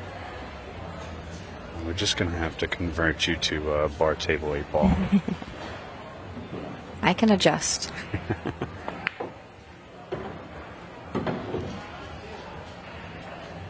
I think it's good as a player, especially younger players like you guys, is having that versatility of playing the big table, the small table, all the rotation games, 8 ball, just everything that you can play. It all makes your game a complete package. Yes. And so I hear a lot of people say, "Oh, well, I don't like rotation. I don't like 8 ball." If you play those games, you'll learn things that you can't learn if you just play one game. Yes, exactly. You got to practice what you're uncomfortable with to get better. I used to hate 8 ball as a player. I only played rotation games and maybe a little bit of one pocket, but I used to hate 8 ball. But then I realized that 8 ball helped me with my patterns so much that I actually fell in love with it after playing it for a little while. That's what one pocket did for me. Like, I used to not be the biggest fan of 8 ball, and I started playing one pocket, and that helped, like, my speed control, my breakout shots, like, my pattern play, like, all of that stuff. And when I came back to 8 ball, it felt so different. Like, I was like, oh, this actually makes sense now. Yeah. Well, there it is. 3-1 for Kaden Herrbach over Skylar Hess. It is a race to 4, so that's going to put Kaden on the hill. And then you see in the background Kaden's dad. They've been to every event, I think maybe except the very first one. And his dad, John, is obviously his biggest fan, but he's also a huge fan of the Ultimate Pool USA format. He's just a pool fan in general, so yes, when you get to see players like Shane Van Boening and Mike Dechaine and Skylar Woodward and Justin Bergman all in one tournament, that's, when you think about that, right now in this arena, we have the 4 best American pool players as far as medals. Yep, Shane, Sky. Tyler would be number 5. Yep, Shane, Sky, Mike, and Justin. Yeah, Tyler would be number 5. It's funny. I was going to say something. I was like, I've only been playing pool for 6 years. And I started off playing like APA, bar box 8 ball. I was a 2 in the APA. And it's crazy how I've like circled back to bar box 8 ball. Yeah. And back when I first started playing, Shane, it was just like 2019, right before COVID. Shane had just won the Player of the Decade award. Oh, yeah. And I had messaged him, like, not thinking like he would ever respond, but I was just like, hey, congrats on the award. Like, it would be a dream to play with you one day.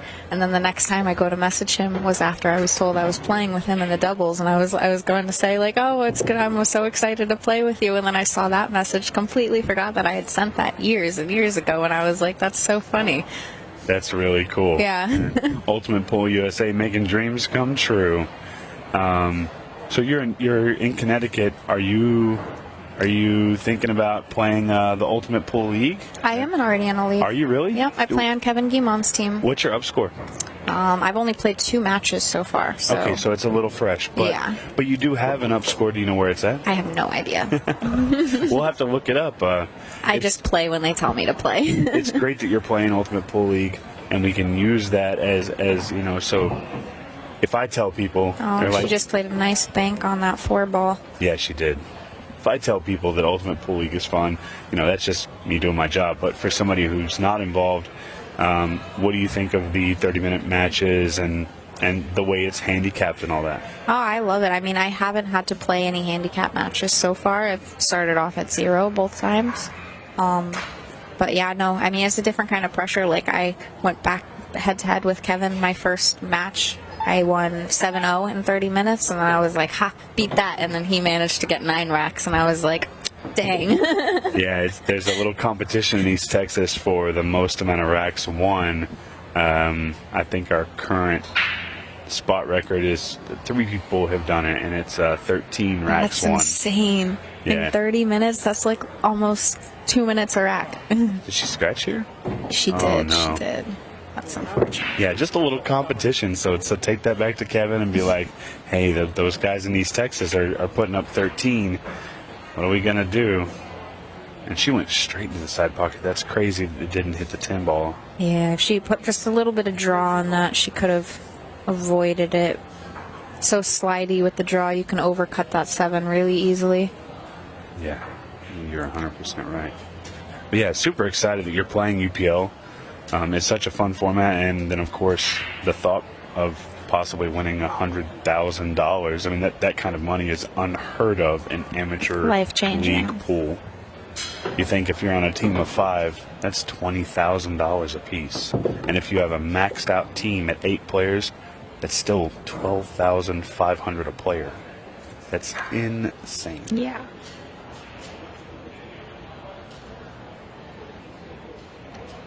Yeah, I think the U.S. pool scene needed something new and exciting.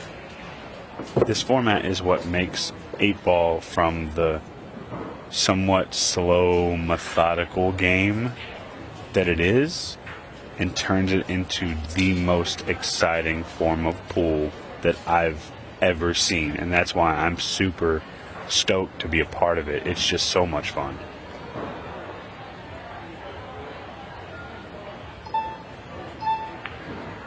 Kaden here on the hill. 4 balls away from victory. Yeah, he's got a nice layout here. And Skylar, you're going to feel like that she just never was able to get out of the gate, right? Yeah, he's a little on the wrong side of this 15 ball. So he might have a hard cut on the 11. Unless he tries to draw out and play the 11 in the same. Oh, no, he'll go for the combo. I didn't see that combo lined up straight like that. And it shouldn't be an issue as long as he can keep the cue ball straight. If the cue ball drifts one way or the other, that could be bad. And it's perfect. Yeah, again, unfortunate for Skylar, just never able to get going. Yeah, she would clear the table for him and leave all his balls open.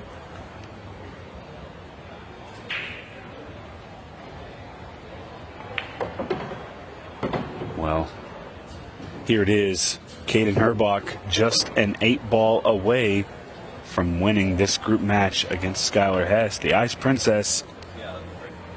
They're both going to have more matches to run, but this one is done. Congratulations to Kaden Herrbach, Skylar Hess. I'm sure we will see her again soon. In fact, I know we will because she'll be playing in the mixed pairs. Ashley, thank you so much for joining me. Of course, I had a great time. Thank you for having me. Yeah, it's a lot of fun. And guys, don't go anywhere. We've got another match right after this coming up, so don't go anywhere. We'll be right back.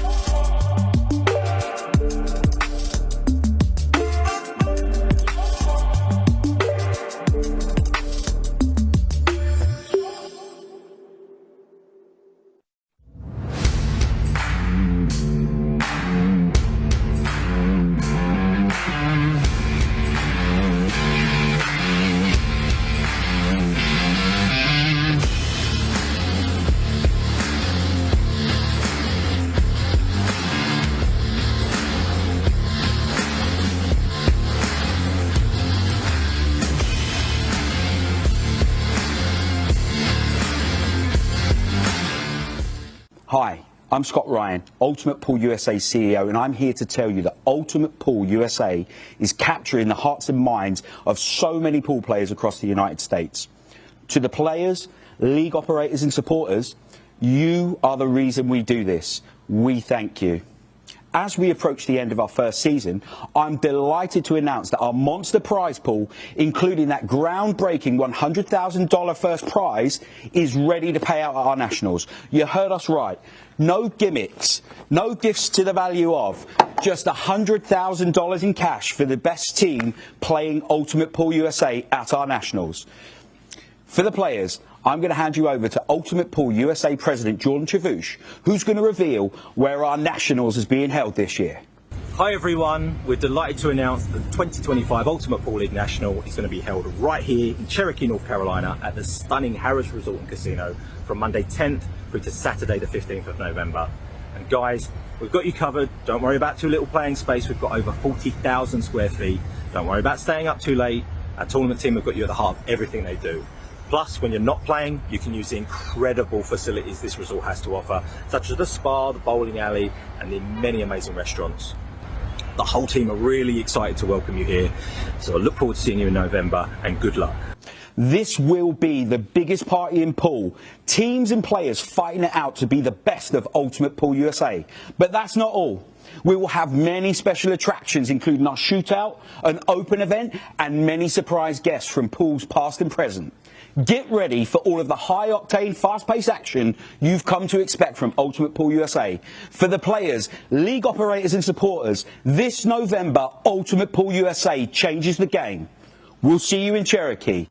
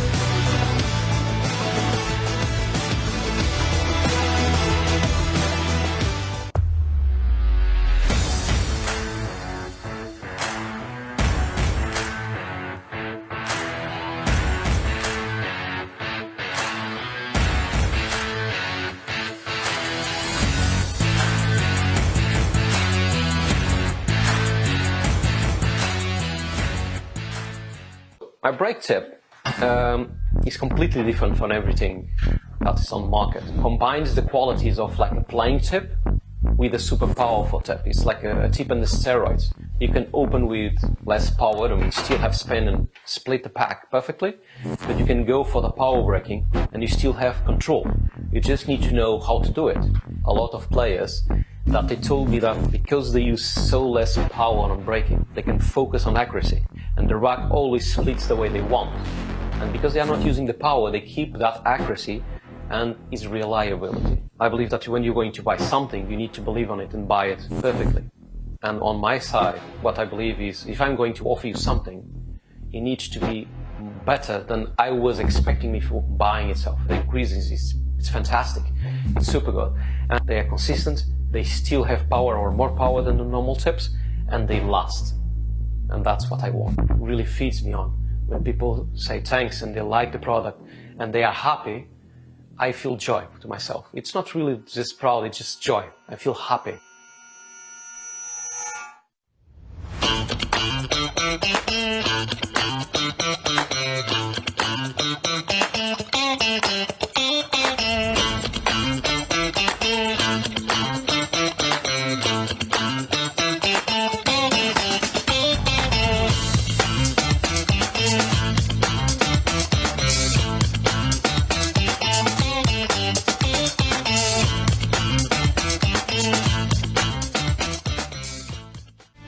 With over 175 years of billiards history, tradition, and expert craftsmanship, Brunswick is a name synonymous with our game, which makes it the perfect partner for Ultimate Pool USA's vision, a fun, fast, and exciting pool for the players all across the United States. Brunswick, Ultimate Pool USA's official table partner.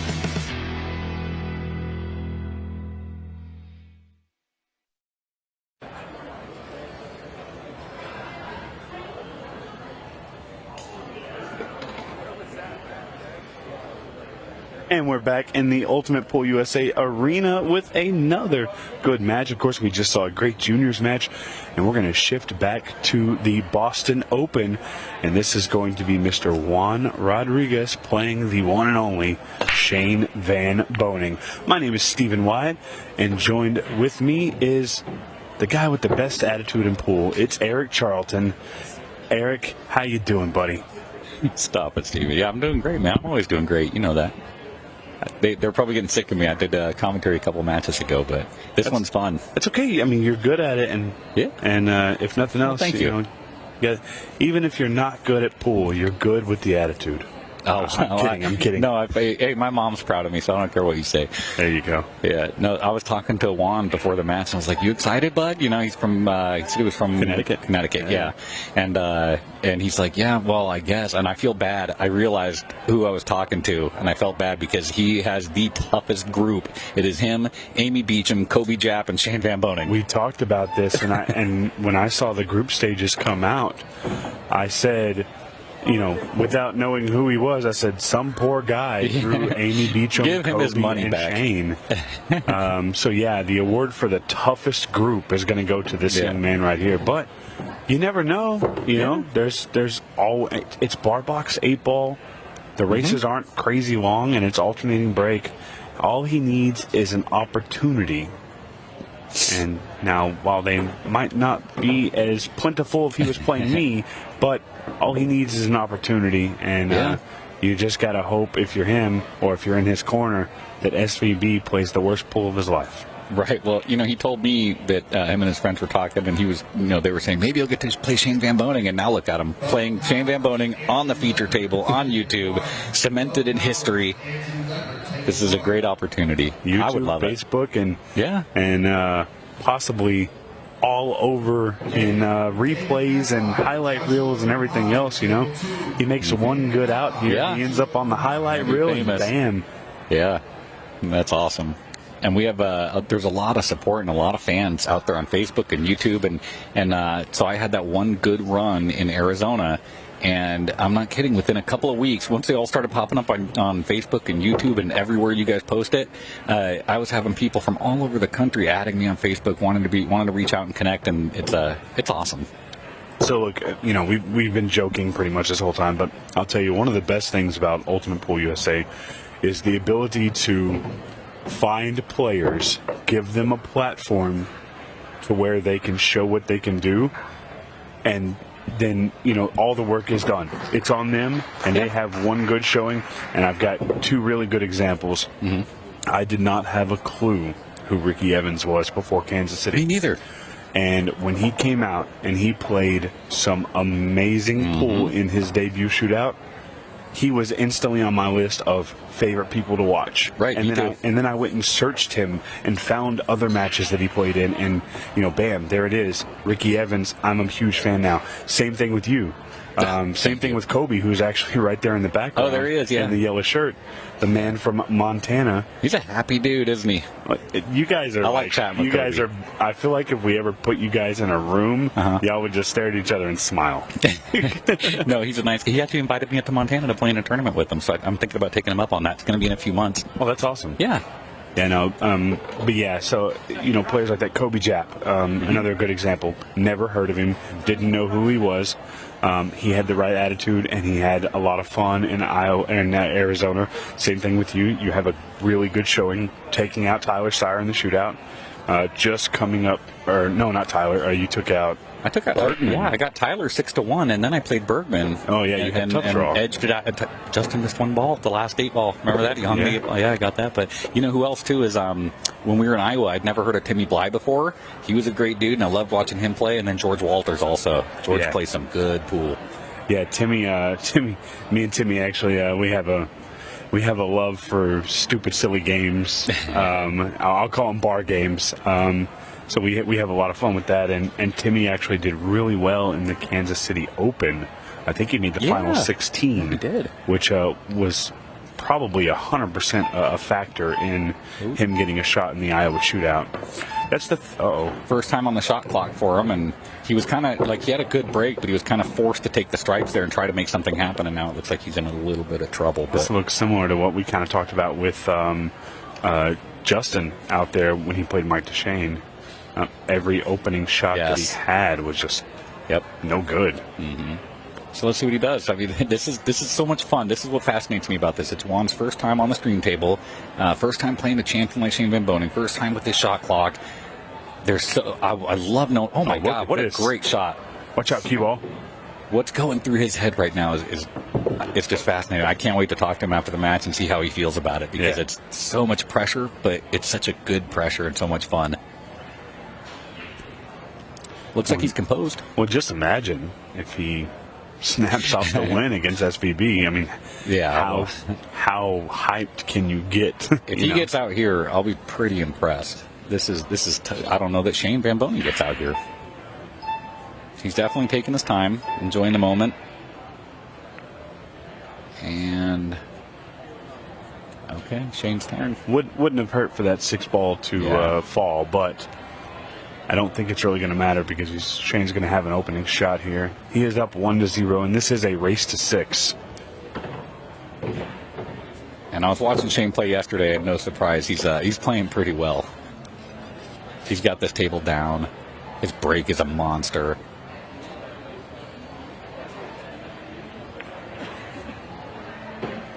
It always makes me chuckle a little bit when you watch some of the people that commentate on Shane's match and they second guess his decisions. And I'm like, I promise you there's a reason he's doing what he's doing. He's so good.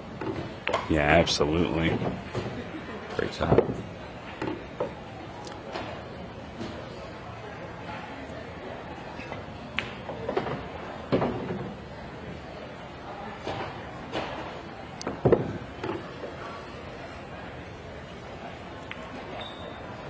And just like that.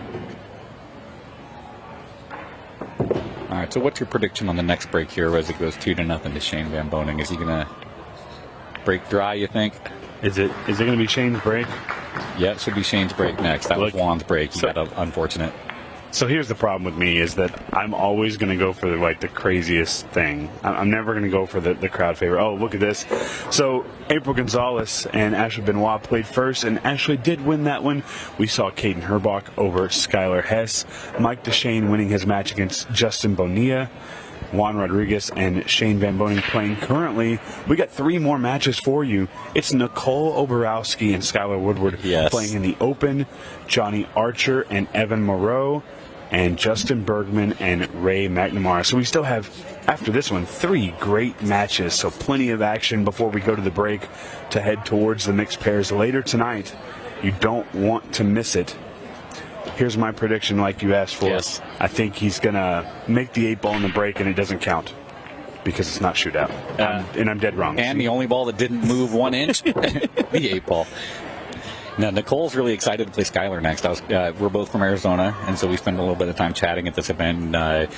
She was excited that he was in her group, and she's really excited to play him, and now the world gets to see it, so that'll be fun. Yeah, it's actually funny. She said, I was talking to her a little bit, and she said, I wish I could play in league format rules where he has to start -4. Yes, exactly. She's actually on my Ultimate Pool team. Yeah. Yeah, out in Arizona, and she does really well. I was just talking with Ashley Benoit, who is also on an Ultimate Pool team with Kevin Guimond here in this area. Mm-hmm. And she enjoys the format. You guys, take it from, not from me, but from the guys who actually play and play, in a local league.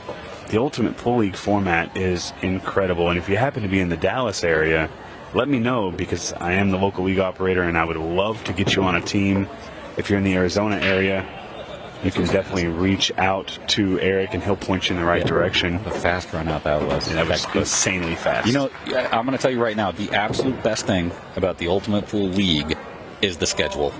Because every other league I've ever played in, you can be stuck at your pool league for 3 hours playing just a few games. And with this one, if you need to be a little bit late, you got a babysitter issue, whatever, you show up late, you play one of the later matches. You need to leave early because you got to work in the morning, talk to your captain. You play early, you leave early. I mean, you know exactly when your matches are. They're timed at 30 minutes. It's very, very efficient, and that's my favorite part about it. I think my favorite part about it, and a lot of my teams that play in DFW, the favorite thing that they have is that we don't put a cap on ability. Now, we do have requirements that you have to hit. You do have to play one player under 450 up score, and you can't play more than 2 above 6 or 1 above 7. But that's a very broad range, and you would know because you're going to be on the higher end of that. Do you know what your up score is? So it actually, I guess because they're pretty new, it fluctuates a lot. It's going to fluctuate a little bit, I think I won my first 12 matches, and my up score was at like a 750-something, which I can't compare that to anything. I don't know what that means, really. I was at a 750-something, and then I lost a couple of games, and I went down to like a 620. Yeah, you're going to see a little bit of fluctuation because it is a new system. But once you get established... it's the upscore system is definitely going to Every work. match has been fair, though. I mean, none of the matches, when you look at the handicap, have been out of line yet. So it's doing something right, but I'll figure it out one of these days. But what a break by Juan. Yeah, this is a huge break. Tough starter for sure, but I think he can be okay. I think I'm going to drop that 13 ball in the corner, or I'm going for the 5. I think those are your only two out. He's shooting the 5 ball. And if this ball goes... I think that's going to be a bad hit. And the ref agrees with you. I see those shiny shoes coming in. Yep. All right. So we still have an open table and we have ball in hand for Shane, and that's not a good combination if you're Juan. Yeah. No, not at all. I think he starts with the 10 ball. Yep, he's good. He's actually going to make an adjustment here. He's looking to shoot this ball so he can get to the 10 ball. Doesn't want to have to go up and down the table, right? Yeah. Yeah, this is good. So he'll go 14 and then 10. Probably drop the 10 in the side, or is he going to get the... I think he might actually go 14-13. No, 14-10. Oh, 10 in the side. There we go. I will never second guess his decision making on this, but yeah, this looks good.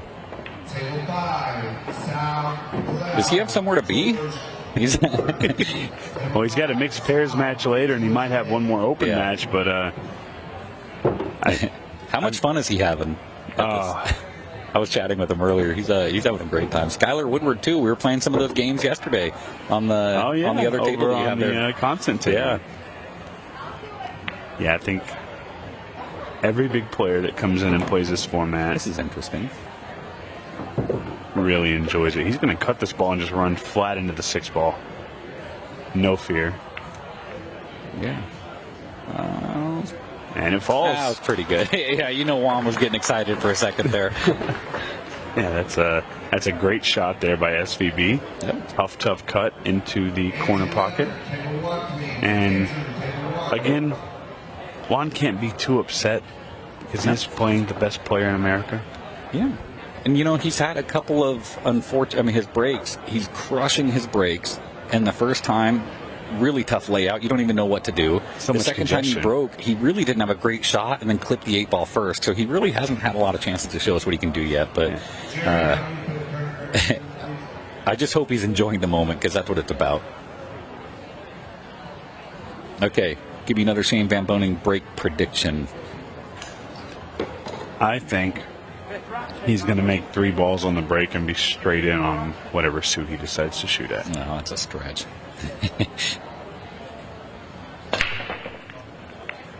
One down, two down, three down. 3. And straight in on the 5. Ah, look at you. Winner, winner, chicken dinner. So, he might take stripes here because of that 7 ball. It's all alone by itself, and it only goes into one pocket down there. So I think I might take stripes. And Shane's taking stripes. I'm losing this prediction because he didn't take the 5. I'll give you half credit. Half credit. Yeah. That's what's fun out here is, especially when they're wide open like this, you can get positioned to where you have too many options, and you got 4 different patterns that all work just as well as the other one. And I don't know, I can't speak for everybody else, but for me, I'm like, which pattern can I justify shooting at if I screw it up to where I don't get second guessed too much? Yeah. A lot of pressure playing on the stream table because a lot of people don't think about the fact that there's 2 probably random strangers critiquing your every move, and thousands more watching at home thinking, why did he do that? Yeah, it's very tough. But SVB making quick work. It's 5-0.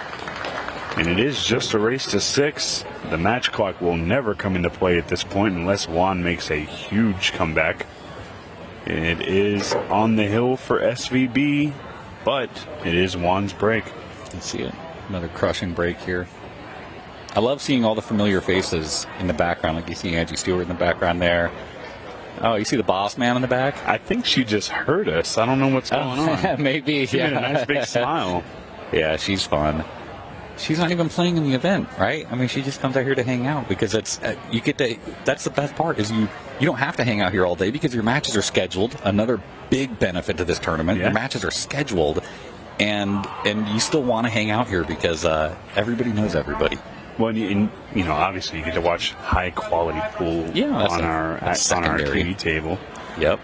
But that's the thing is somebody like Angie, she just comes and hangs out because she enjoys watching it. She's also one of our UPL players. Yeah. She plays in the Kansas City League.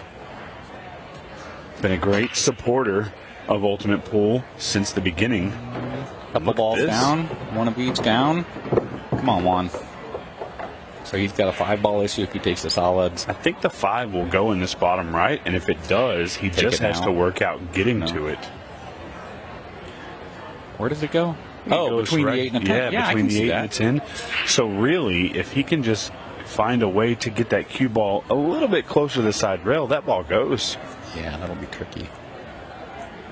I actually like trying to play the 1 ball here. Don't scratch. Oh. Okay. And it's still open. So Shane maybe takes the 5 ball now. Yeah. I don't mind stripes with ball in hand except for like the 15 sitting up there all by itself.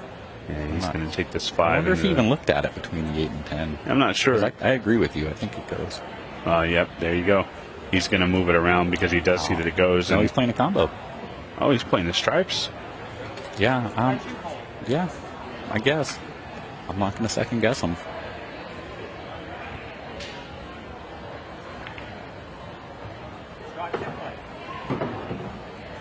So if he plays combos like I play combos, he never would have shot that because I'm going to miss that ball by half a time. And anybody that knows me at home is probably laughing. They know that I don't play combos. I just don't see him right. I don't know what it is. Like you said, you can't really second guess him. I mean, he's the best for a reason. And all in all, it doesn't matter who he is. If you get out, is it really questionable? Yeah. If you watch any of my runouts, people question them all day long, and I live to read your guys' comments on my runouts because I laugh and just along with you. It's such a fun game. There's so many options. It looks like we're coming to an end here. Yeah, unfortunate for Juan. He just couldn't get out of the gate, couldn't get anything going. But SVB takes it down 6-0. And we have more action right around the corner. Eric, thank you so much for joining me. Appreciate it. And we will be right back with another great match.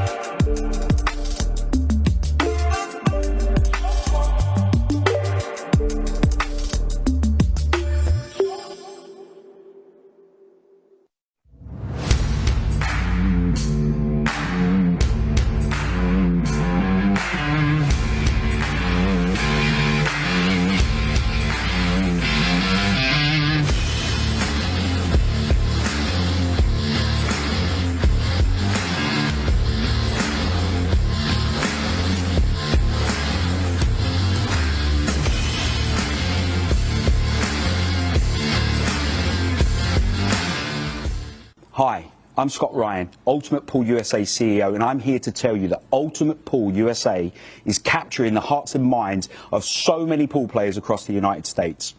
To the players, league operators and supporters, you are the reason we do this. We thank you. As we approach the end of our first season, I'm delighted to announce that our monster prize pool, including that groundbreaking $100,000 first prize, is ready to pay out at our nationals. You heard us right.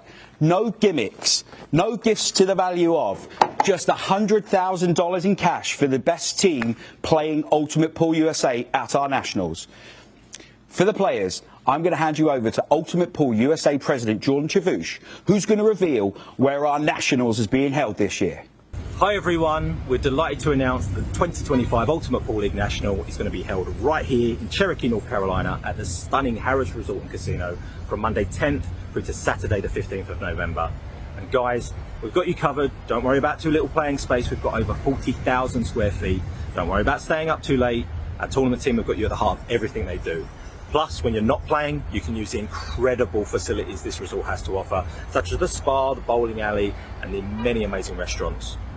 The whole team are really excited to welcome you here, so I look forward to seeing you in November, and good luck. This will be the biggest party in pool. Teams and players fighting it out to be the best of Ultimate Pool USA. But that's not all. We will have many special attractions, including our shootout, an open event, and many surprise guests from pools past and present. Get ready for all of the high-octane, fast-paced action you've come to expect from Ultimate Pool USA. For the players, league operators and supporters, this November, Ultimate Pool USA changes the game.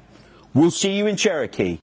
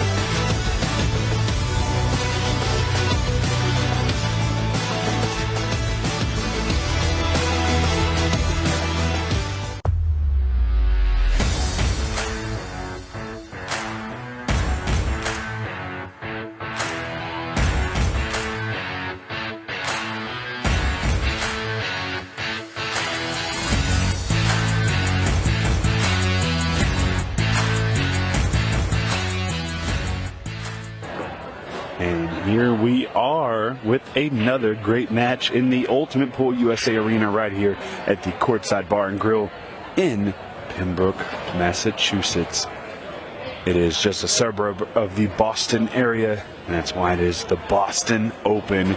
My name is Stephen Wyatt, and I've got Mr. Tony Holgate with me. Tony, we've seen some pretty wild matches early on, and I think it's only going to get better as we go on. Of course, we have the mixed pairs later tonight. We have 3 matches on deck. This one right here, Skylar Woodward and Nicole Obarowski. We also have matches featuring Johnny Archer and Justin Bergman coming up soon. But, Tony, how you doing? I'm very well, thank you, Stephen. Just been had a nice glass of ice water. It is very, very warm and humid here this weekend. Another look at Skylar Woodward's break.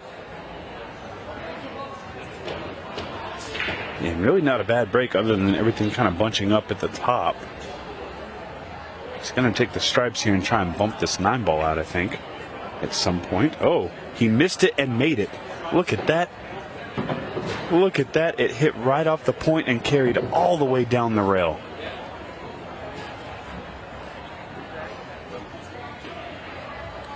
Yeah, it's a shot we use a lot back in the UK. Didn't think you could do it on these tables, did you?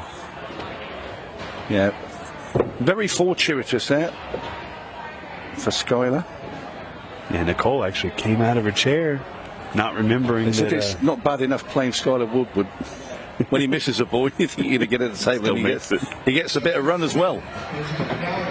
So he's still got to deal with the problem that is the 9-ball that's sandwiched between the 7 and the 1 at the top of the table. He could maybe go into it here. This would be a really aggressive shot, but it's not. I'll tell you what, he's just going to have to play the bank. Well, and he is a banker, so it's going to be something that he's familiar with. I think he might actually just be able to run into this, right? No, he's playing for the bank. I would. Well, it was too dodgy to run into that one as your last ball. He's never going to do that for the simple reason he doesn't really know where it's going, and that is, I was about to say that was in, but it's the pace kept it out. So Nicole will get her chance at the table.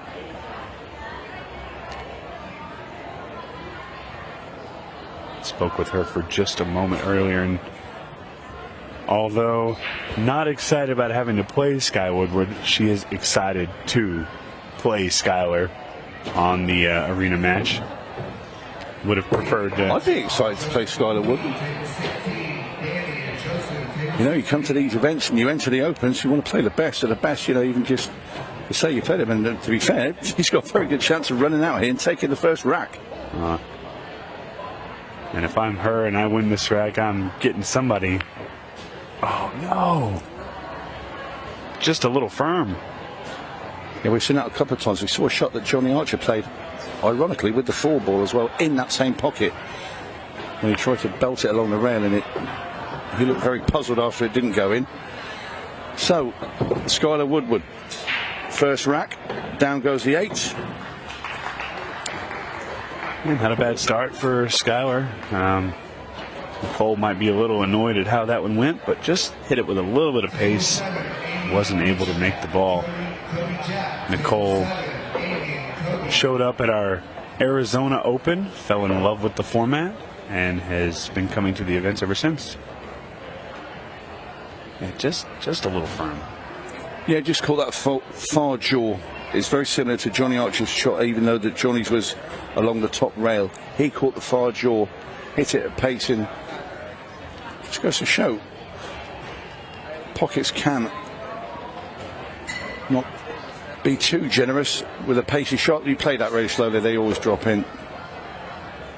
You can see there they've got the Boston Open up on the TVs all around courtside bar and grill, so you can watch from wherever you are. Undoubtedly later. Well, people are having their lunch over the far side. They can look up at the big screens, you know, rather than having to try and stand up on a chair from the back to see the table and see the scores. Yeah, undoubtedly later tonight the arena will be full, so there may not be any great seating. Maybe the only way you can watch it is on the giant TVs or the huge projector they have set up out there. Or if you're one of the cameramen. That's true. Hello. Back-to-back scratches. Well. And still open.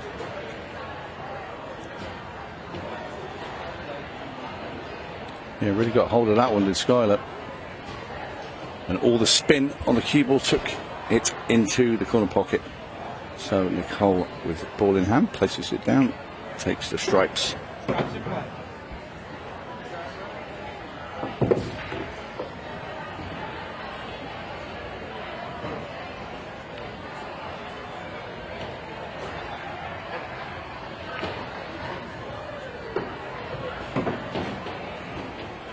I think that 14 ball is going to become a problem very quickly.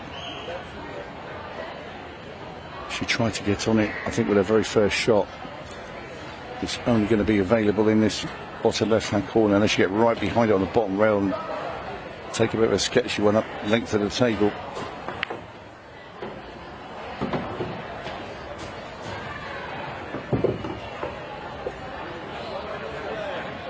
And can she get through to the 11, because that's the only way she's going to get onto that 14.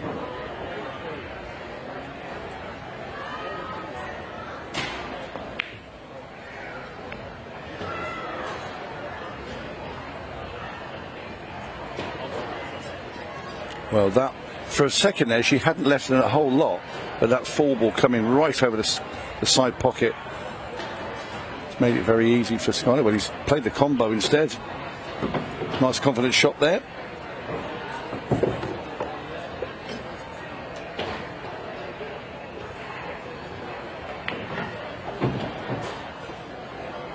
Skylar loves to make that cue ball move, doesn't he? Yeah, it's nice. Yeah, loads of cue power. Well, you'd expect it, though, for one of the top players on the planet. He's going to be playing.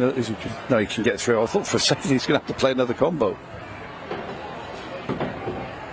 Skylar, one of the most personable professional pool players out there. He'll strike up a conversation with anybody, and he's just a fun-loving guy. Well, I agree with that, because he did speak to me for 5 minutes yesterday. Nobody likes speaking to me.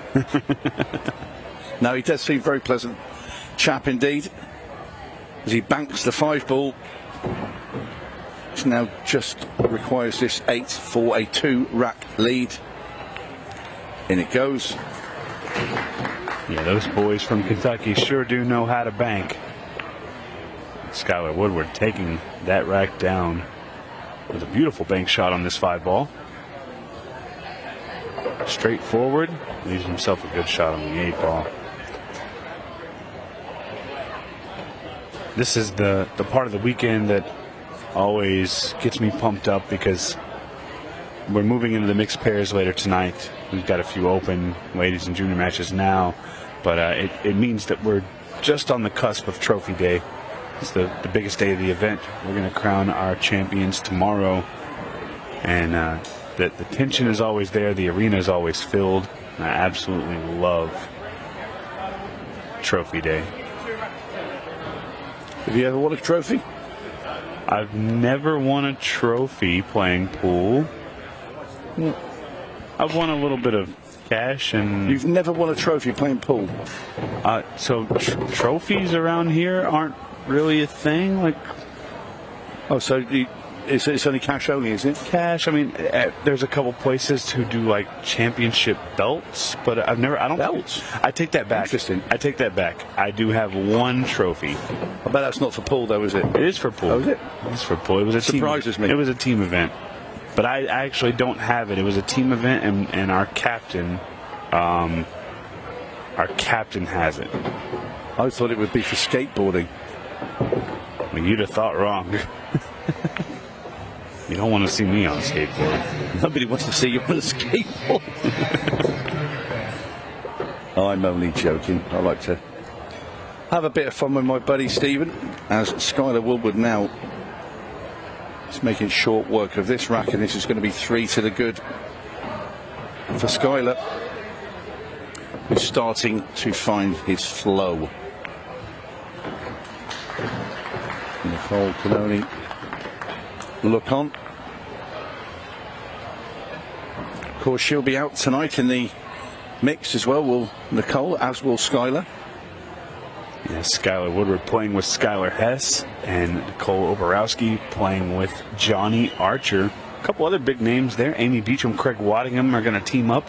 Of course, returning champions and runner-up respectively. You have Justin Bergman and Tina Larson, followed by Tom Cousins and Tara Connor. I think we have a few other teams in there. Who am I missing, Tony? Well, you're missing Shane Van Boening and Ashley Benoit, who are taking on Emily Duddy and Del Sim. That is a matchup. That will be the first one, I believe, this evening. Yeah, that's going to be a lot of fun to watch. That's when our golden breaks come back in that we had yesterday. We have obviously used them in the shootouts only, so they're not in play in this match or any open matches. Nice break here from Nicole. Didn't scratch. When I spoke to Nicole a little bit earlier, she was actually... The one thing she did have to say about playing Skylar is that it would give her a good chance to see how the TV table is playing. Well, this is it. I mean, it's a big thing because it is a lot different to when you're playing on those arena tables that are way to our right as we look at the match table here. Yeah. Some of these other players... well, the air's different as well. The humidity in the arena is different to out in that big room. Yeah, players like Amy Beecham have not had any TV table matches, as well as Emily Duddy, so a small learning curve for them when they first get into the arena. Obviously, both players have been in our arena before, but it is just a little different from area to area.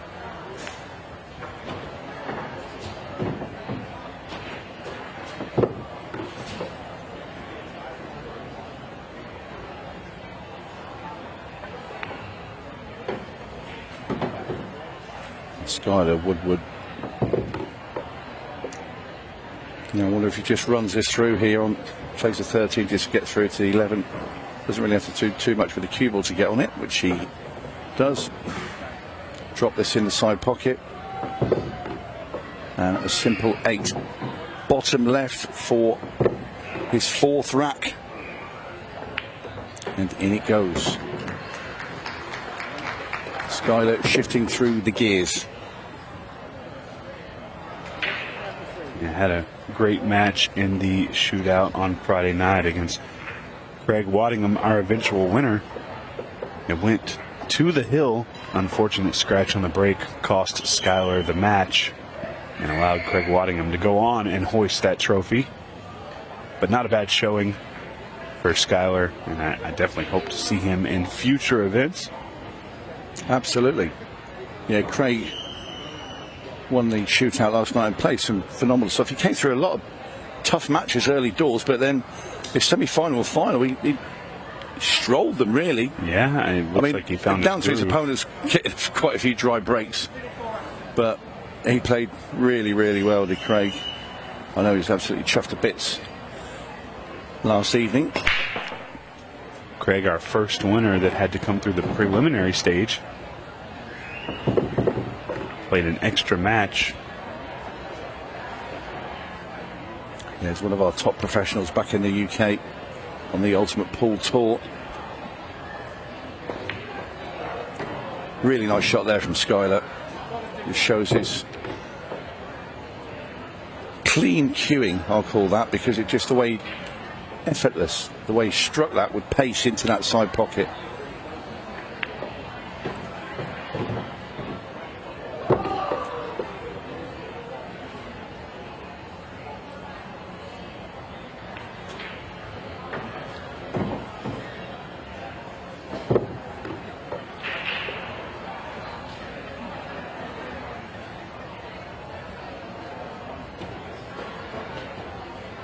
I think he's thinking about taking the 3 because he's on it now, and why not?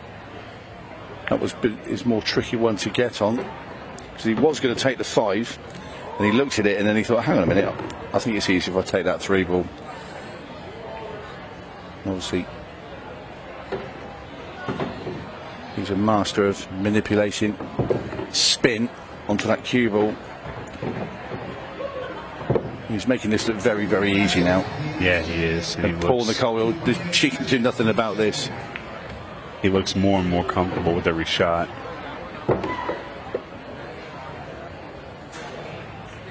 Down goes the 8, rack number 5. Poor Skylar, 1 away now from completing victory.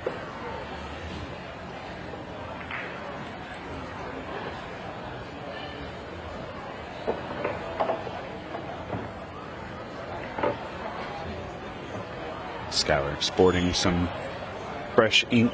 He's got both of his kids' names tattooed on his arm now. Said he just got it done.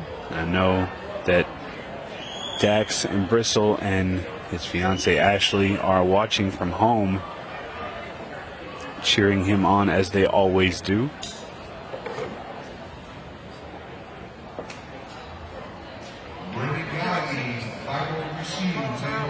It's a nice thing about these broadcasts being 100% free.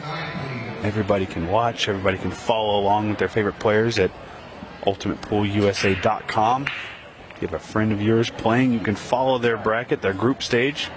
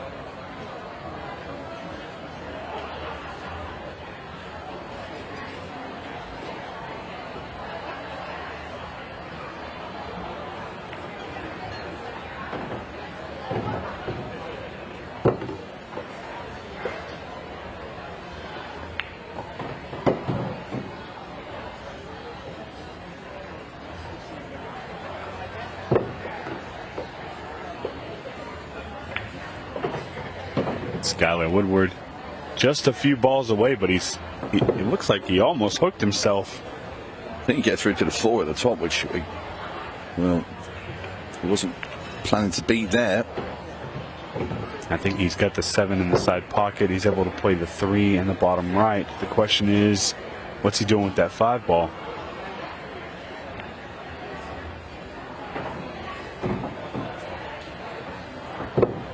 He's going to run off the rail and shoot in the top right. No. Down to the bottom.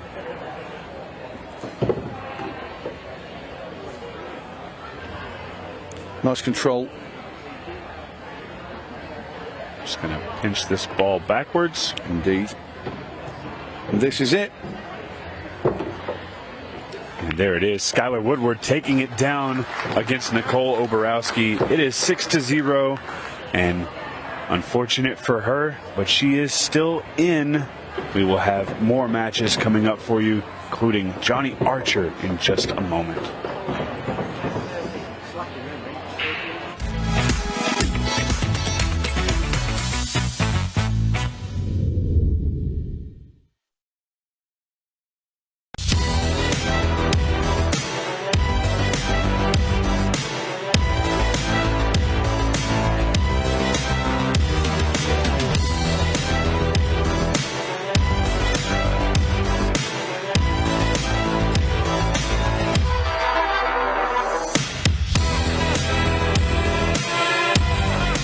My brake tip is completely different from everything that is on the market. Combines the qualities of like a playing tip with a super powerful tip. It's like a tip on the steroids. You can open with less power and still have spin and split the pack perfectly, but you can go for the power braking and you still have control.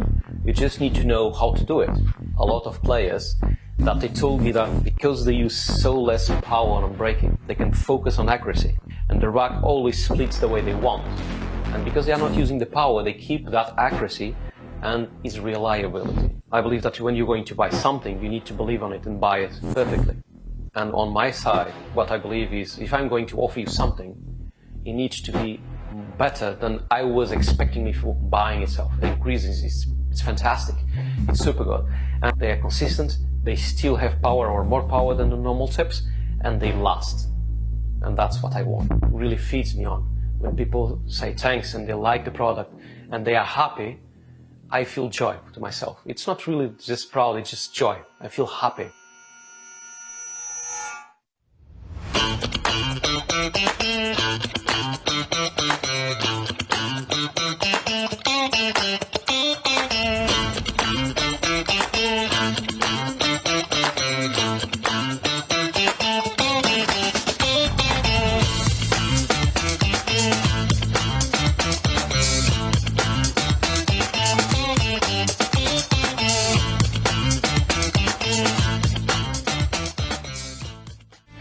With over 175 years of billiards history, tradition, and expert craftsmanship, Brunswick is a name synonymous with our game, which makes it the perfect partner for Ultimate Pool USA's vision, a fun, fast, and exciting pool for the players all across the United States. Brunswick, Ultimate Pool USA's official table partner.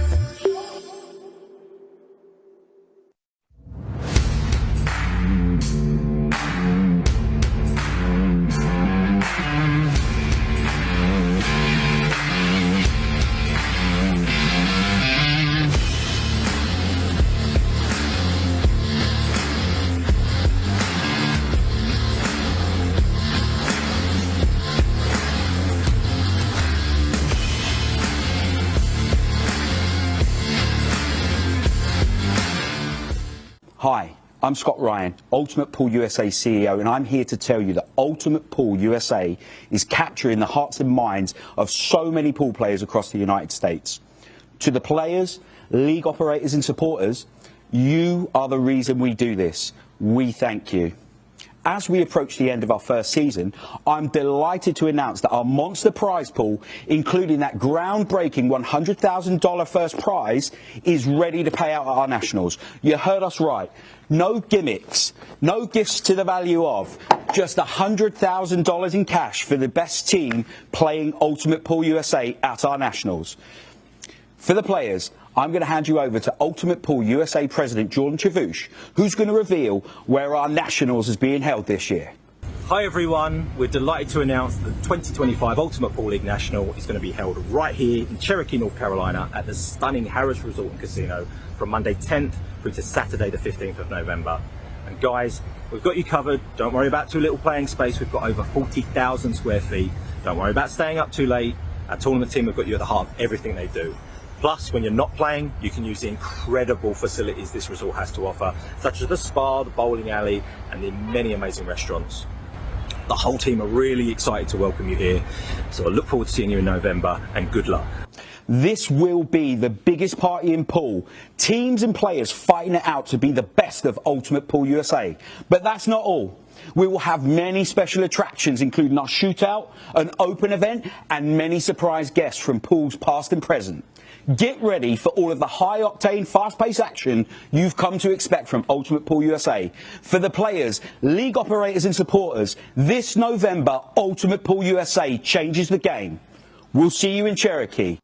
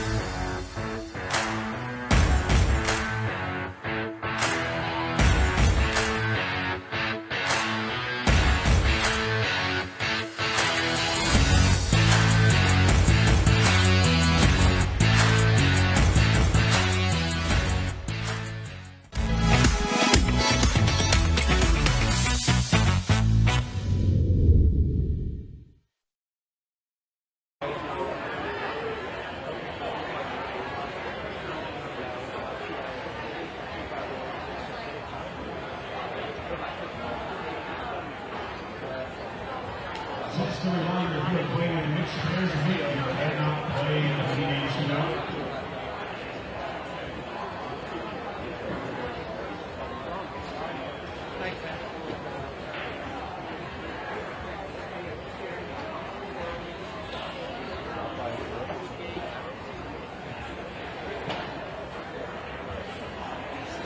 And welcome back to Boston. Next up, we have Johnny Archer. You can see him just in the right of shot.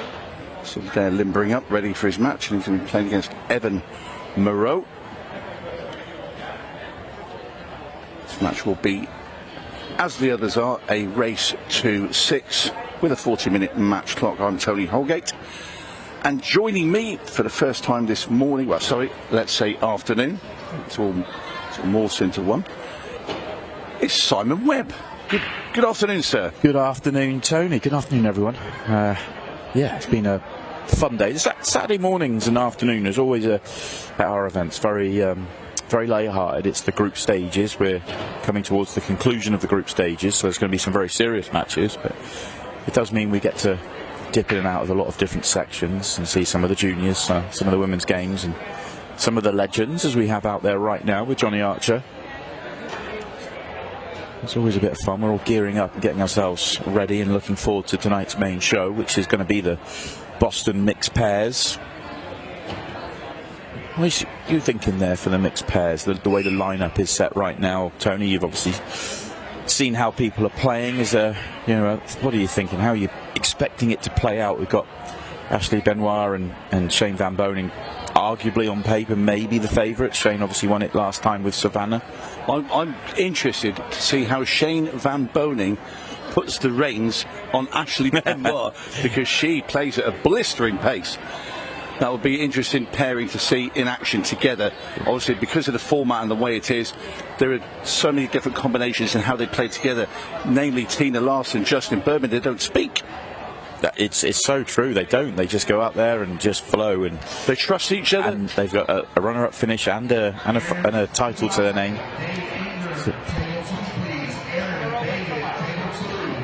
Yeah, and you know, there's so many good partnerships there, and it's very, very tough to call. Amy Beach and Craig Waddingham, who won obviously the shootout last night, they're going to be together, the all-English pair. Yeah, it's going to be exciting, whatever happens. We're looking forward to it. That's all coming from 6 o'clock. We'll have it live all the way through to a conclusion tonight. But we're going to focus here on this match. Evan and Johnny are going to battle it out.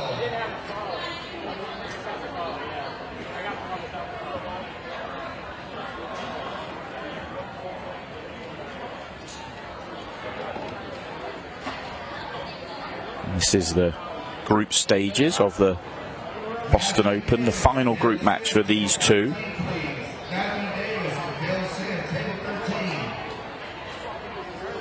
And a match that is very much just for placings in the group. Both Evan and Johnny have made it through to the main event. Format here for the Opens. Groups of 4 who play each other. Oh, the 8-ball goes in, but it's not a win. 8-ball will come back up. Yeah, you play each other. Top 2 will go into the main event. Bottom 2 will go into the second chance event.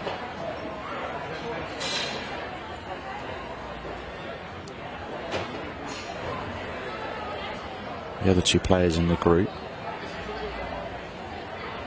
Garcia and Zhang, have played out, and 2 we've got right now, Johnny and Evan, have already got 2 wins apiece to their names. They're safely through. Winner of this will go top. Possibly get a more favourable draw in the last 64. Never works like that. It never works like that. Somebody always has a bit of a creaky moment out there, comes second, one of the big players. Yeah, and you get them. Yeah. And then when you've won your group, you think, hang on a minute, I won my group and I got him? Yeah, there was a foul out there. I think. Wow. Did he hit the stripe under the cue there? I think he must have done, because there's nothing wrong with the pot. I think he must have moved that 14 ball there. Just fractionally, and Rich Rhodes never misses it. No. You just can't get away with it out there. No, they know where to stand for every shot, and also so the players don't know that they're there either. So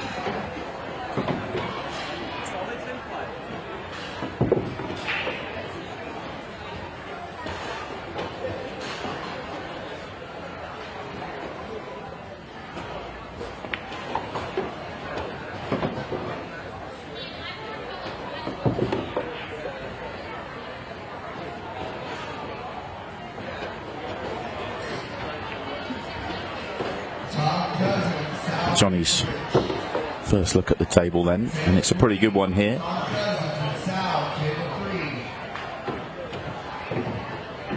He was such good fun, such good value having him in Des Moines, and he's been here all weekend as well. Lost second round in the shootout to Shane Van Boening. Made the shootout final in Iowa. Absolutely a threat to win this title. he had a great match with Shane Van Boening, one of the best matches I've ever seen in a shootout. You know, you can count yourself very unlucky. He was playing some fabulous stuff, and he still looks like he is, as Johnny Archer takes the opening rack.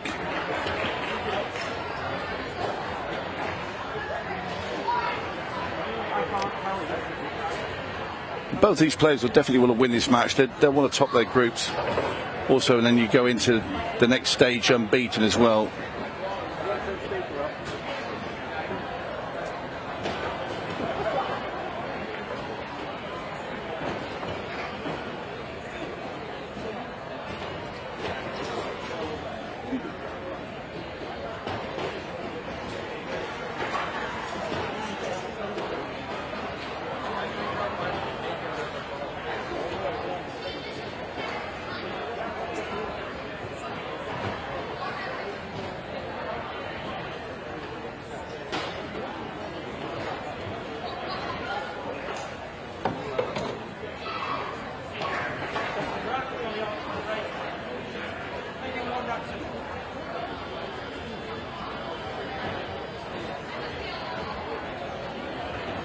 So Johnny Archer steps up to break off rack 2.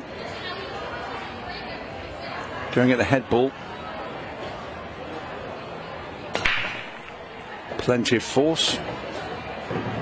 And makes a ball as well. Just a quick glance at that layout there. Stripes. Look, the favoured ball for me. Yeah, I'd agree with that. They look good. Yeah, it's the 1 and the 2 that are stuck together at the top there. That unless if the one passes the 13 and the 15, then it's solids.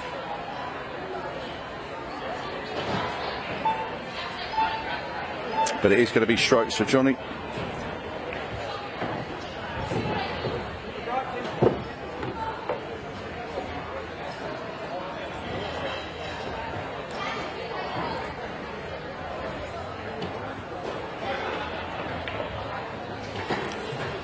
Just got a little flick into the 13 there, but I think he can still make it into that corner.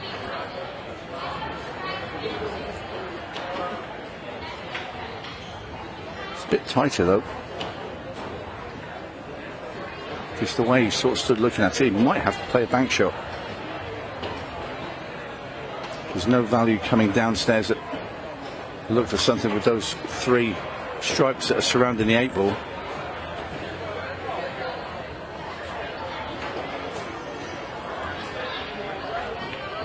He's gone for the bank and he's got it. And look at the control with the cue ball to get onto the 9. That was brilliant. Classic Johnny Archer. Never misses a trick. That should be the work done on this run out.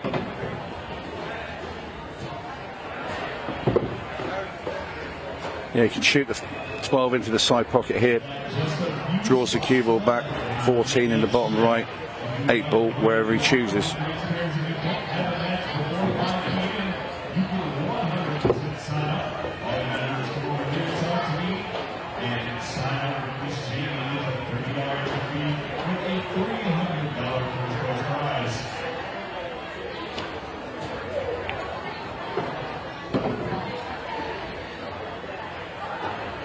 Probably want the cue ball away from the rail a bit further, but this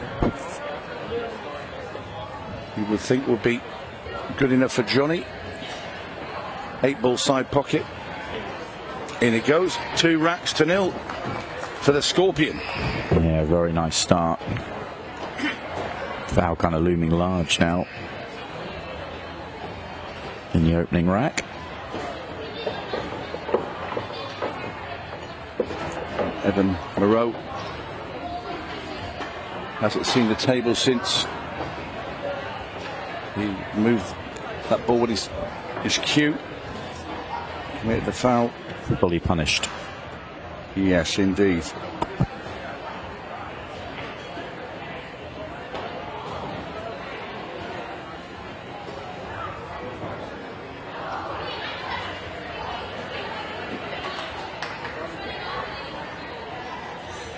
I would say again, look, both these players have qualified. So Evan Moreau not under huge amount of pressure. He knows he's into the knockout stages. And there he's just done what Del Sim did yesterday. Incredible. He's gone to move the cue ball and he's put his tip on the white ball. We'll see again. Del Sim did this in a shootout and it is a foul. There we are. Yeah. That's twice we've seen. I've not seen that in years. I've seen it twice this weekend. Incredible. Yeah, you cannot move the. I mean, the minute it hits your tip, it's classed as playing the shot. So it's a foul break. So this is essentially Johnny breaking off. I never understand it. Again, I'm going to say this. I said it the other day when Del did it. And I had Del in the commentary box with me afterwards, and I explained. I said I did the same thing really early in my pro career in one of my first pro matches, and I was tied as well on the hill, and I did it, committed a foul, and my opponent broke and ran the rack, and I was gone. And I never, ever did it again because I never used the cue. I just used my hand. If you put the ball down with your hand, it takes that completely out of the equation. It's tough though, isn't it? The Oh, fouls, the two big fouls in the match. He's barely played a shot in anger. I'll tell you what's ironic, because Del Sim also moved the ball with his arm as well in that match. Yeah, that's true.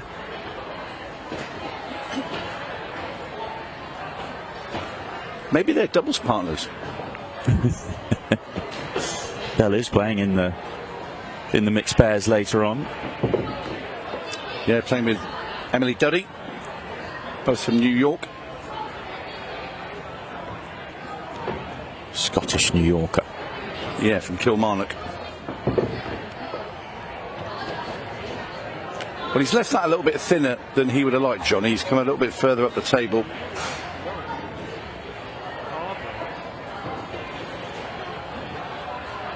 Going to be okay here, though. Be a huge surprise if he missed this. But what's he done with the cue ball? Oh, my word. Well, there may have been a huge error, or two errors. Coming too far and leaving himself where he did has created that foul, because he played it a little bit thick for me. It should have been a bit thinner, and that's why. Yeah, you got it all wrong, but what an opportunity for Evan to get into the match here. Yeah. Make Johnny sit and think about it for a little while.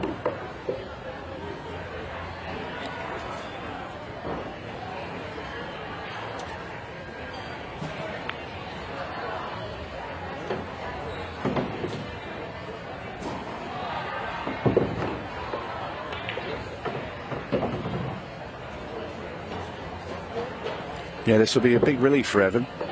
And it started the match with two bizarre fouls. It'll be a big relief if he can get out. That's I mean, I'm not going to give it to him till he's got it, simply because of what we've seen so far. The very bizarre happenings out there, but he absolutely should be getting these. Now, I like the way he's moving the cue ball around. He looks very good.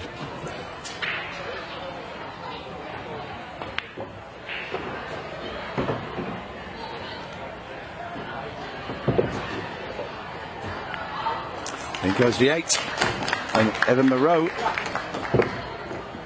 gets the third rack and punishes Johnny Archer for his mistake.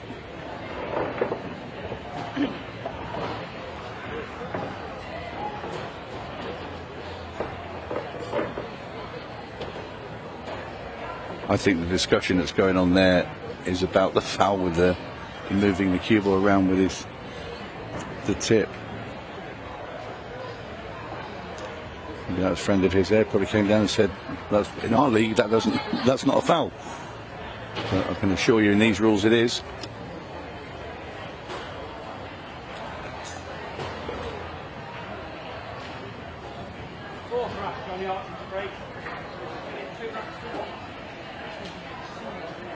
So Johnny Archer ready to break off in rack number 4.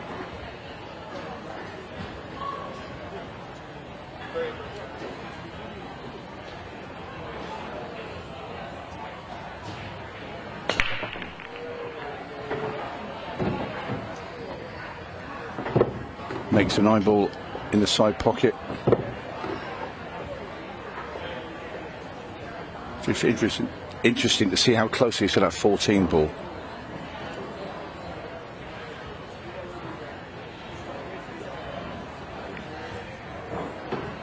He's okay. Yeah, it's one of those you've got to be careful when you play it, that you don't sort of double hit it or push it. Right, so really good. If he gets the cue ball out here and into open play, you'd like to think Johnny Archer will run this rack. It's a bit disappointed. I think he anticipated finishing in a different spot, but he's fine. He's got the 13 down the line. So he's still in good shape.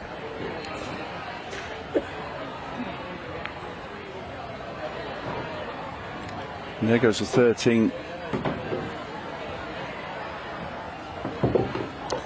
He could be tempted to play the 11 and draw the cue ball back, but he doesn't want to under hit it and leave himself a thin cut. He wants to play into the side pocket first. But the problem with this shot is there is a lot of traffic. This will have to be absolutely pinpoint with the cue ball for Johnny Archer if he's going this way. And there you see the angle. He wants to play this into the side pocket. Left-hand spin. So the cue ball will hit just between those two diamonds.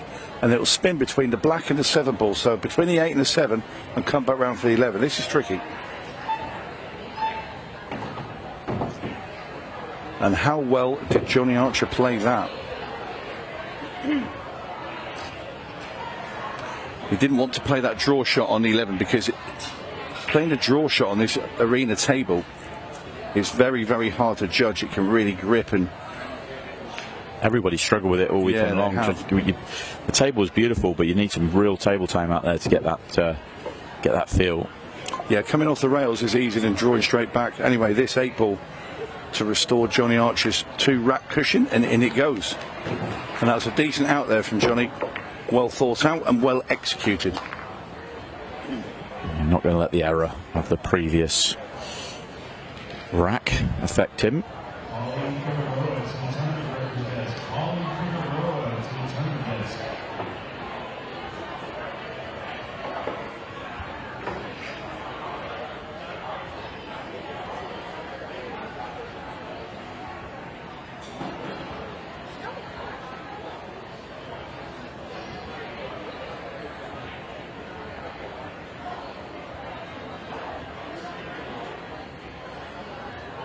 So a bit of limbering up there for Evan before he breaks off rack number 5.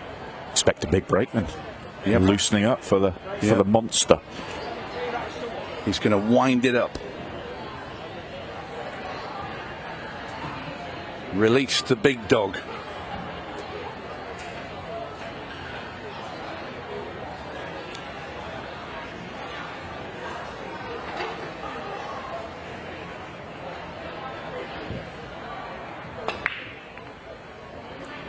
That's one of the softest breaks I've seen in the last couple of days. I was expecting this massive explosion then.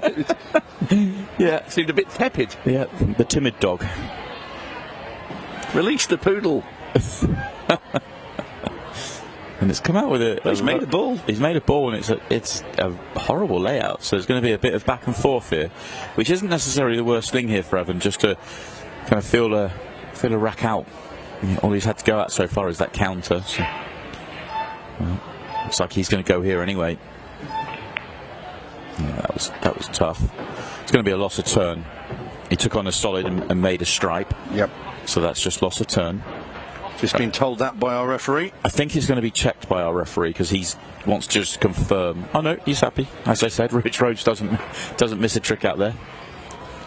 I was about to say it happens all so quickly that Rich will want to test it and check it, but I think they call it a dirty combo, where you hit the wrong one first and make the other ball. Yeah, I'm not sure that is exactly what happened there, but yeah, no, exactly. It was a strange one.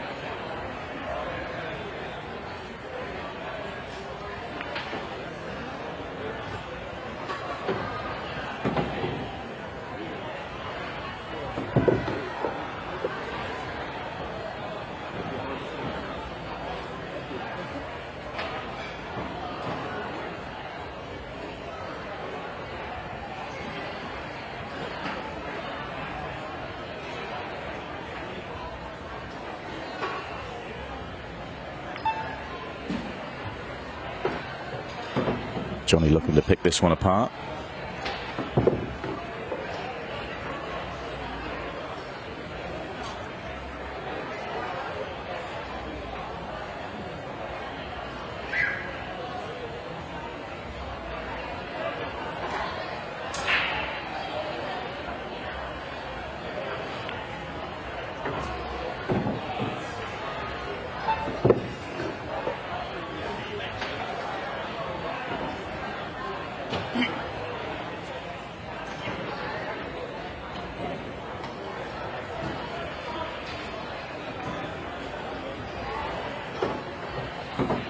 Well, getting from 14 to 8.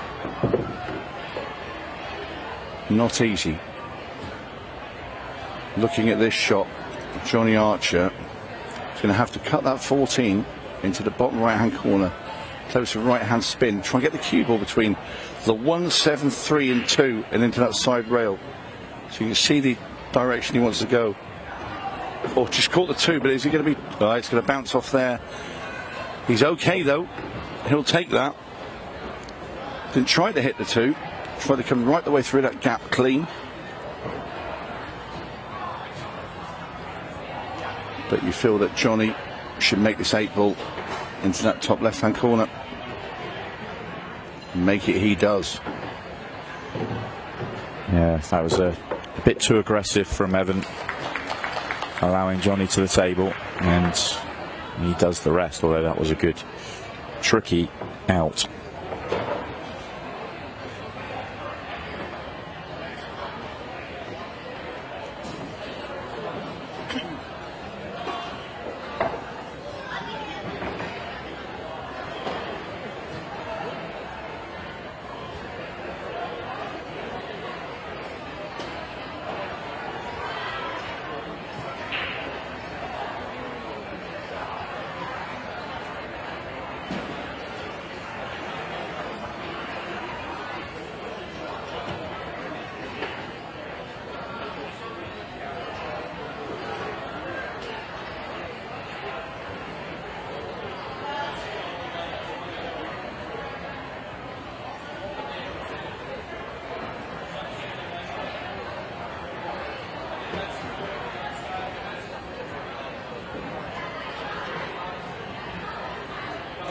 Johnny's keen to get going.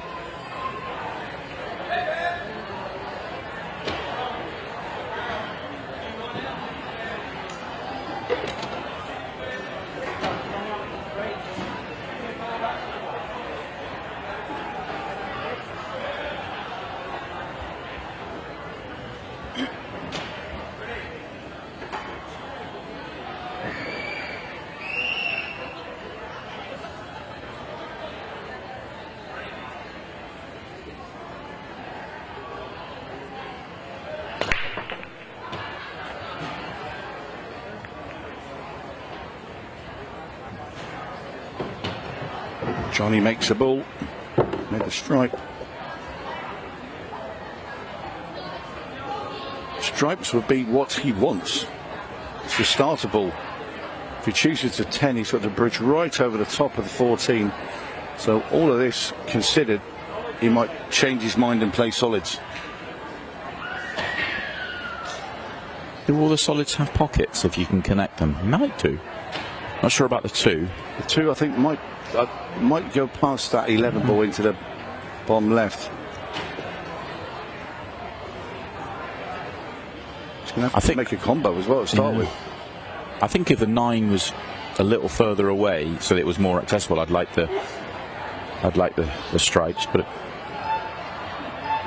it's not. It's awkward. So solids have to be your play here. Need one really good positional shot to sort of make the finish. Well, he's okay here because he can play the 7 and bring the cue ball across and then play the 3. So that gets rid of the 2 at the top of the table.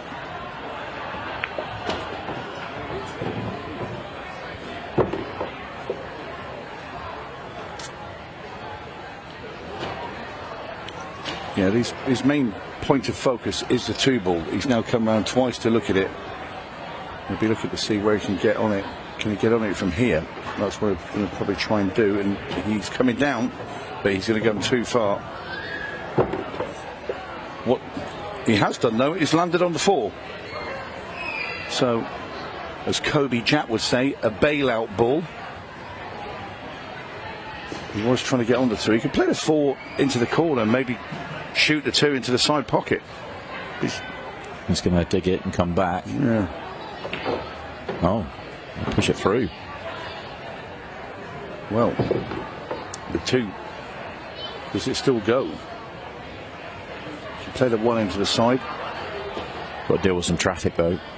Yeah, I think just if he hits it thin enough, he should just sneak past the 14, hit the top rail and come past the 10.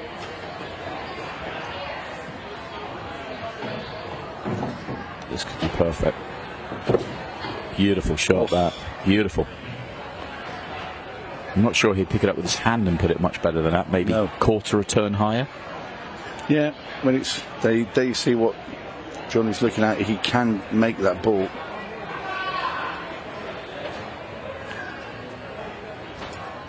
And like you said, Simon, he had a nice little angle as well.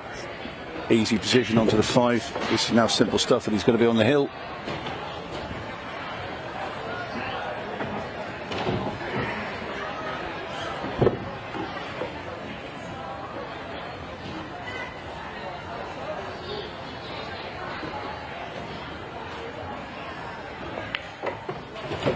Down goes the 8, 5 racks to 1 now.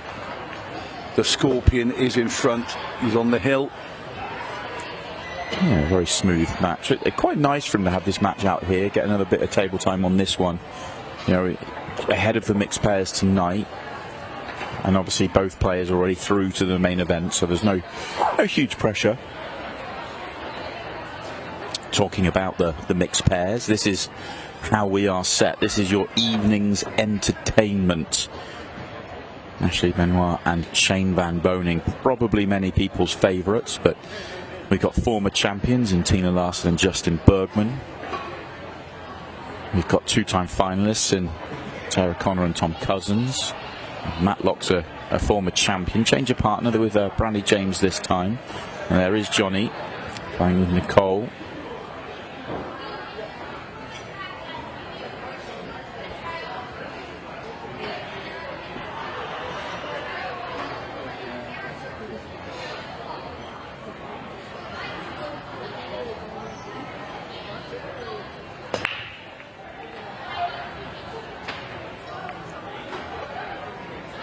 And Evan is going to go dry.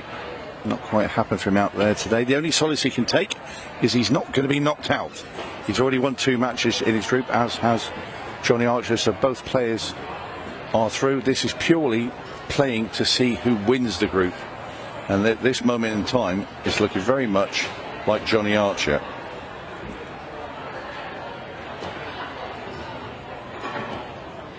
The stripes he takes. Looking at the 15, it will go in the side pocket. I'll be tempted to play on it now, and so is Johnny.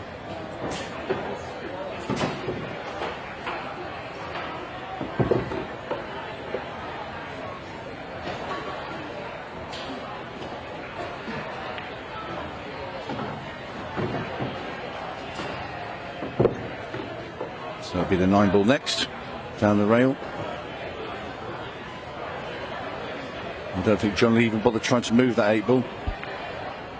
Just get somewhere in the middle of the table there. We can just cut it down the rail. Coming down the bottom next. I think his ball is the 14. It's going to be his last ball. If he plays that in the side pocket, he's guaranteed to get himself onto the 8 in decent shape.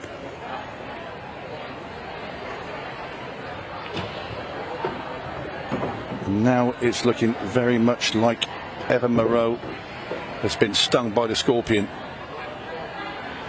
What a lovely line that is, Tony. Well done. And he has, although. Well, there you go. He's overrun one. You've took that in. He might bank this. He can bank this and draw the cue ball just back about 4 or 5 inches. Come on, Johnny, just bank it, Johnny. You can do it.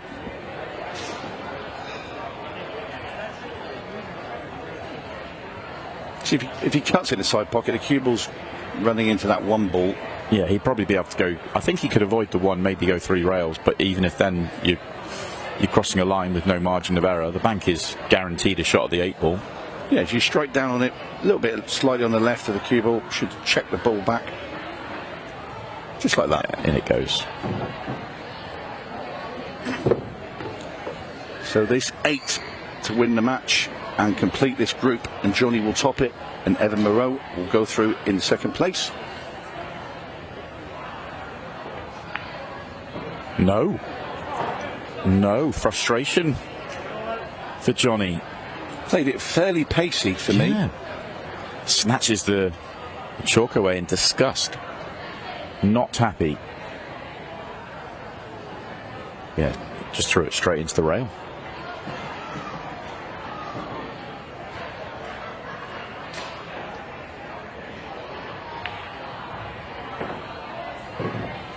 So Evan Moreau does get another taste of the arena table.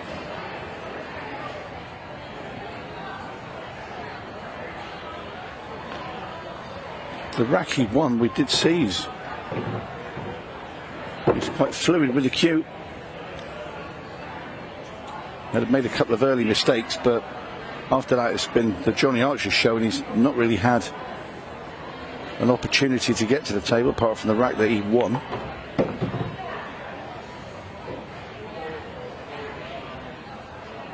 A little bit pacey there. Does he play the one ball now and come back? Just needs to get behind that 7 at some point and play it up into the top right. Mitchell McKinnon, James O'Sullivan, table 1. Mitchell McKinnon, James O'Sullivan, table 1. A suggested choice, get behind it now from this 4 ball. Just put a tiny bit of left-hand spin on.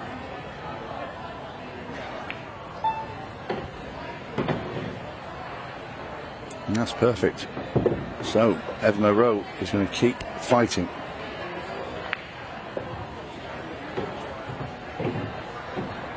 If he's been stung by the scorpion, he's found the antidote.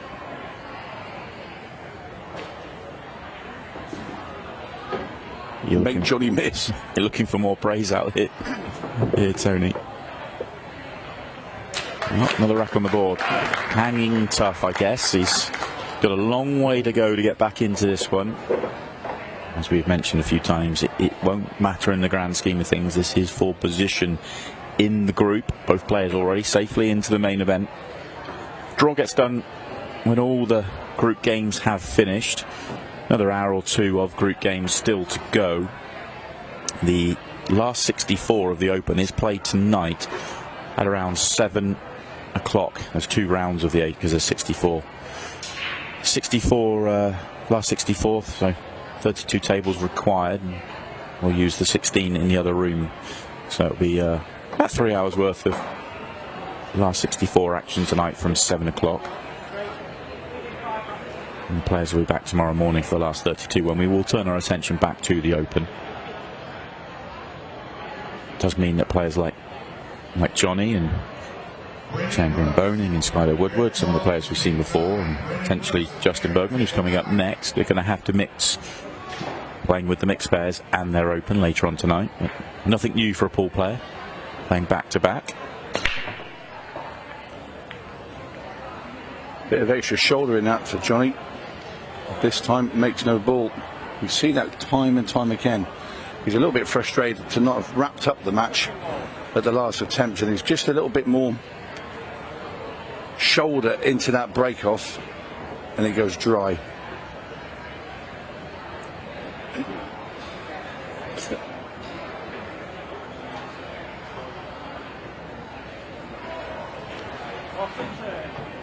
So now we're going to see what Evan is really made of. Or are we? What has happened? What's happened here? I don't know. I have to say, I am flummoxed. He's hit the 4 ball as he was bridging over.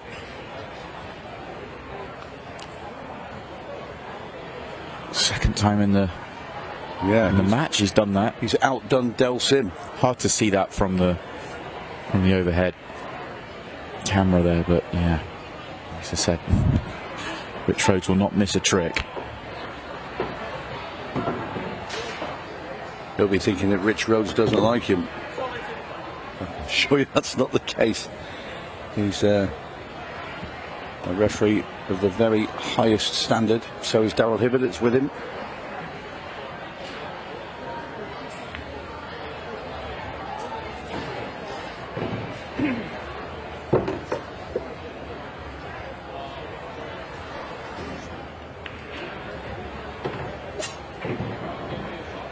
all about getting on the 4 ball for Johnny Archer.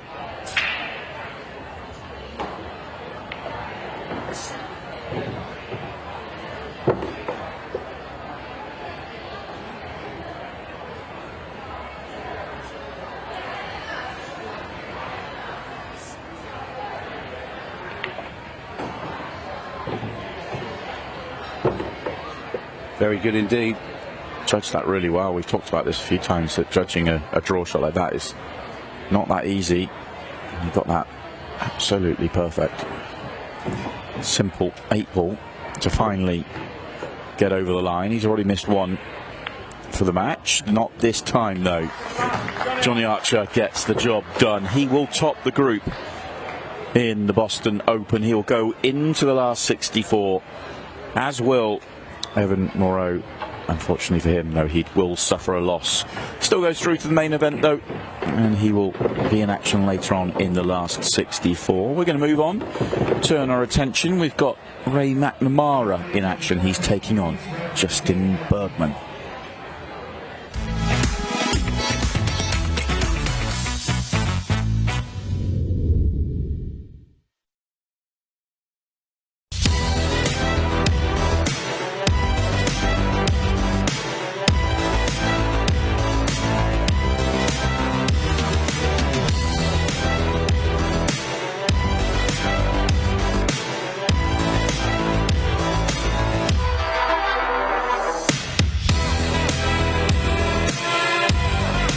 My brake tip is completely different from everything that is on the market. Combines the qualities of like a plain tip with a super powerful tip. It's like a tip on the steroids. You can open with less power and still have spin and split the pack perfectly, but you can go for the power braking and you still have control. You just need to know how to do it. A lot of players that they told me that because they use so less power on braking, they can focus on accuracy, and the rack always splits the way they want. And because they are not using the power, they keep that accuracy and its reliability. I believe that when you're going to buy something, you need to believe on it and buy it perfectly. And on my side, what I believe is, if I'm going to offer you something, it needs to be better than I was expecting before buying itself. The increases it's fantastic, it's super good, and they are consistent. They still have power or more power than the normal tips, and they last. And that's what I want. It really feeds me on. When people say thanks and they like the product and they are happy, I feel joy to myself. It's not really just proud, it's just joy. I feel happy.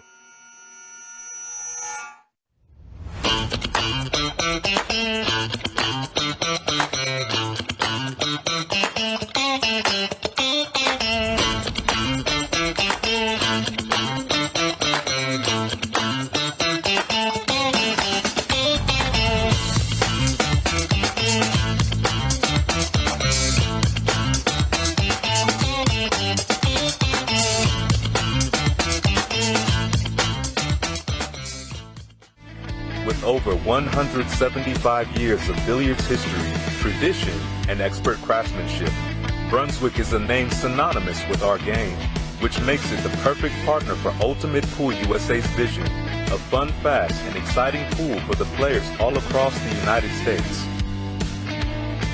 Brunswick, Ultimate Pool USA's official table partner.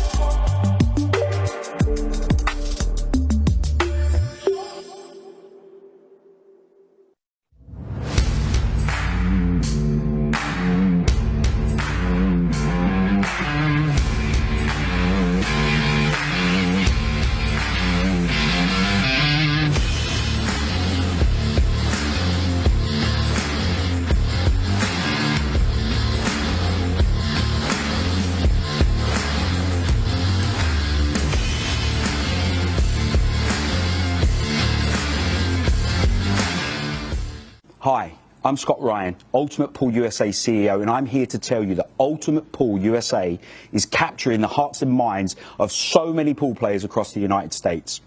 To the players, league operators and supporters, you are the reason we do this. We thank you.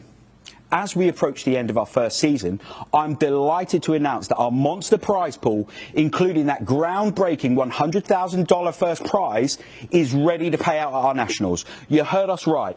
No gimmicks, no gifts to the value of, just $100,000 in cash for the best team playing Ultimate Pool USA at our nationals. For the players, I'm going to hand you over to Ultimate Pool USA President Jordan Chavouche, who's going to reveal where our nationals is being held this year. Hi everyone, we're delighted to announce that the 2025 Ultimate Pool League National is going to be held right here in Cherokee, North Carolina at the stunning Harris Resort and Casino from Monday 10th through to Saturday the 15th of November. And guys, we've got you covered. Don't worry about too little playing space. We've got over 40,000 square feet. Don't worry about staying up too late. Our tournament team have got you at the heart of everything they do. Plus, when you're not playing, you can use the incredible facilities this resort has to offer, such as the spa, the bowling alley, and the many amazing restaurants. The whole team are really excited to welcome you here, so I look forward to seeing you in November, and good luck. This will be the biggest party in pool. Teams and players fighting it out to be the best of Ultimate Pool USA. But that's not all. We will have many special attractions, including our shootout, an open event, and many surprise guests from pools past and present. Get ready for all of the high-octane, fast-paced action you've come to expect from Ultimate Pool USA. For the players, league operators and supporters, this November, Ultimate Pool USA changes the game. We'll see you in Cherokee.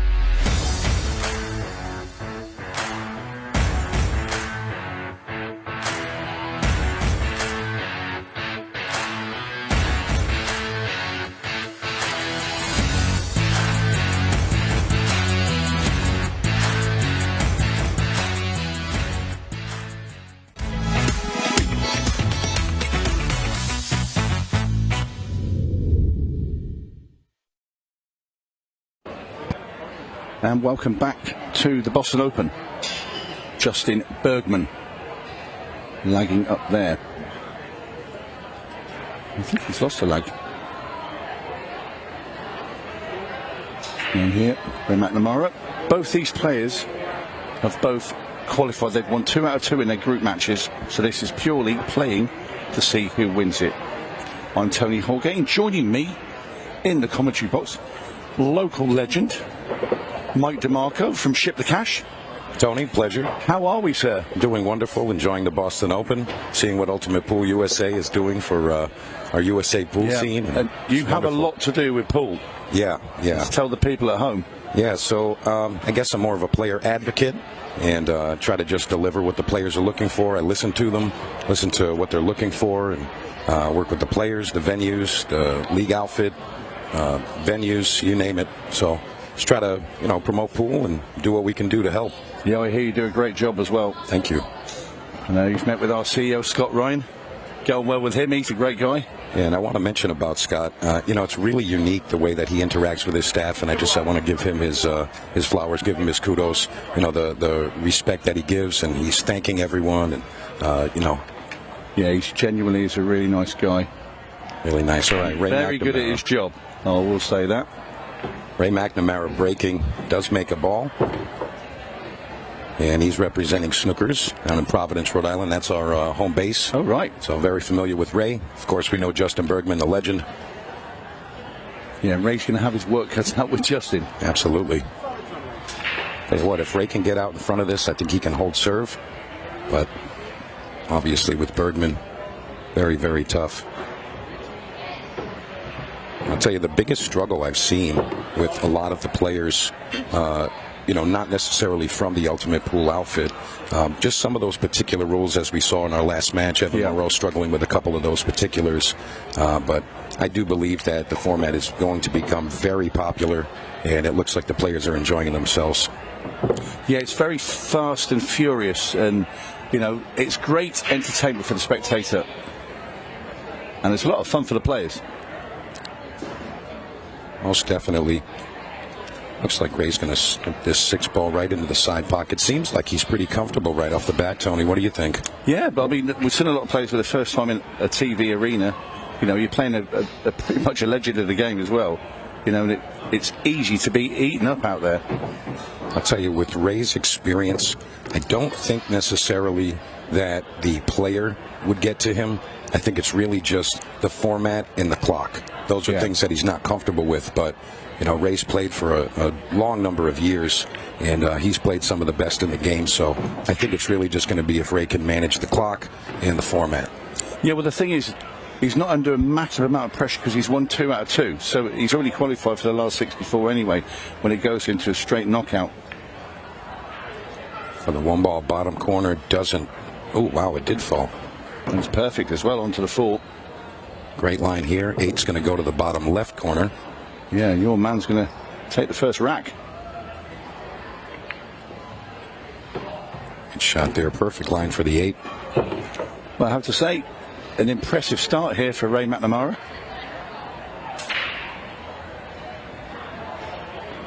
And there it is. 1-0, Ray Mac. Yeah, very well done. Well, if he did have any nerves, he's certainly not showing them. See, he's all business out there. No nerves. Calming himself. Ray does have kind of a breathing routine just to calm himself and keep himself locked in the zone. And yeah, deep breaths. Exactly. Long, deep breaths. That's slows the old heart rate down. But yeah, it's the adrenaline will be pumping at the moment for Ray McNamara. Now we get to see Justin Bergman first time at the table. Yeah, the thing is, I mean, that's such a good start for Ray, is because he's not played on that table. You play 2 matches out in the other arena, and they play differently, the tables out there, to what this one does. Most definitely. And everybody else that's come out here on the first game of first rack is they've struggled with the speed and they've struggled with the slide off the rails. I'm curious to see how Justin's breaking. I know some of the players are going head on. It looks like he's going to the 2nd ball break, possibly even a 3rd ball break. Yeah, Johnny Archer was going head ball. But Justin, he went 3rd ball there. Yeah, he did. He's made a ball. A couple of tricky things here to navigate. Definitely got a square hit on it.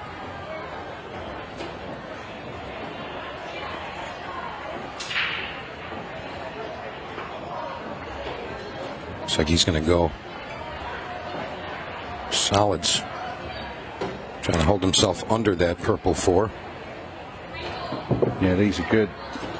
They're all in the open. Really just has to finish nicely on that 8-ball. 15 is impeding if he's against the rail, but other than that, it is open. in Justin's first match back in the arena since he lost in the final of the shootout last night to Craig Waddingham. What a player he is. Yeah, not a lot Justin could do. He had a few dry breaks out there. He was a bit unlucky. You know, it can happen at this game. If the break gods are not with you, you're in a whole heap of trouble. So he'll be eager to get right back into this, get back in the groove. He's also got the mixed pair shootout tonight, which will start from 6 o'clock, and Justin Bergman will be in it with Tina Larson. Justin and Tina, they finished first and second in that event. Yeah, they're a great partnership. We were talking earlier, Mike, and they're one of the few partnerships when they're actually playing together. They don't talk to each other because they trust each other that much. They know each other's games, whereas a lot of the other partnerships would be, you know, there'll be a discussion before a shot's played and whatever, but not with Tina and Justin. I can kind of relate to that. You know, I feel like a lot of times players play differently when they're in partners, trying to play to their partner or for their partner, and I think it's much better to just kind of keep a clear head, just go out and play pool the way you know how, and trust in your partner, and that's the way it goes. So kudos to them. Yeah, I agree, because you're not out there playing a shot and then you think over the back of your shoulder that your partner's thinking, what on earth are you doing? So you take that out of the way, you put the trust in your partner, and you just go out and play. Exactly. Totally agree with that. So Justin Bergman puts it 1-1. Just another day at the office for the Iceberg. Let's see if Ray Mack can follow up with another break and run here.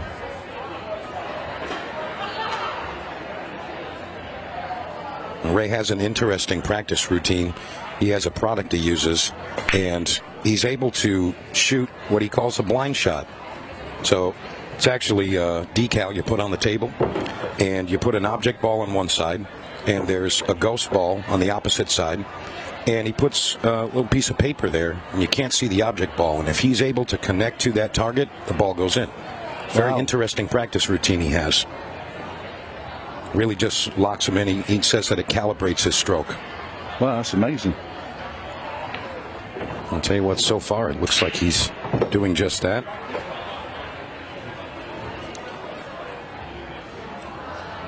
Well, he had a nice break, made a couple of balls. Nice split as well. The layout of the balls is good as well. You know, the way that Ray McNamara started, you fancy him to run these out. That was key there, keeping that 10 ball in front of the pocket. There was definitely a chance that 10 could have trickled over, and next to that too. But he managed that very well. Balls are right out in the open. Should be able to finish up.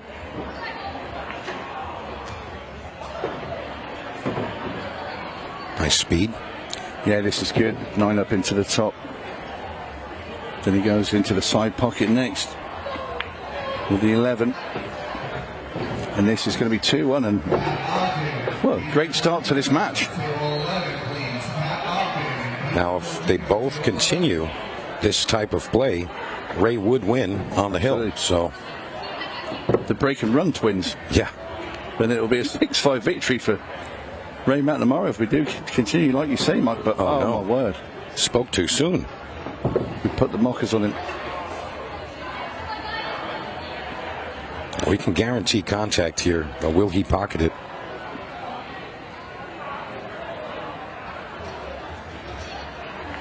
Oh, wow, what a shot.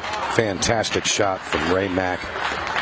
Absolutely fabulous Ray McNamara there. That's one for the highlight reel. Great shot. Probably the best shot we've seen today on the live table. We'll have another look at this. And I don't think anybody could get tired of watching that. Superb. Absolutely perfect. Brilliant shot. So he does lead 2 racks to 1 and continues the run of break and outs. It doesn't look like he's changed his expression at all.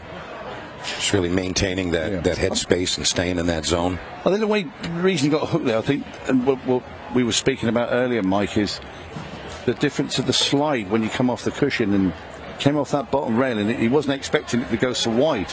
He thought he'd come a lot more narrow and tap it in, but my God, what a recovery.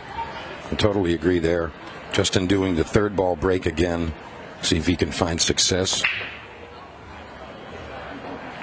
Cue ball almost falls there. 8 ball drops. 8 ball drops, but it will come back out. But Justin didn't make, I don't think, another ball, so it will be Ray Mack that will come back to the table with choice. So relatively open table. 6-8 is a little tight. He's going to declare the stripes here. Well, this is a great opportunity to get 2 clear. Well, that 13 definitely passes to the bottom right corner. It's really the only pocket you'd want to be shooting that at.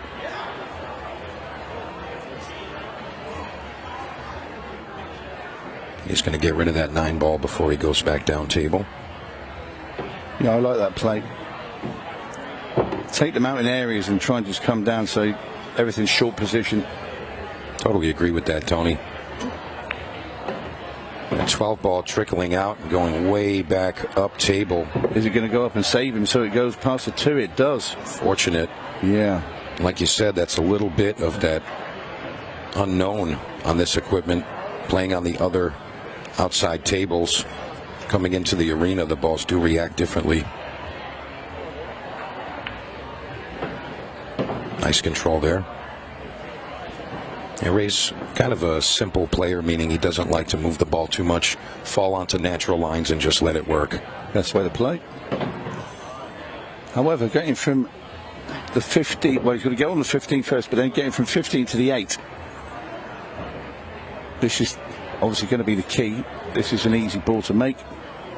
He wants the cue ball to rest just above the side pocket. That's nice.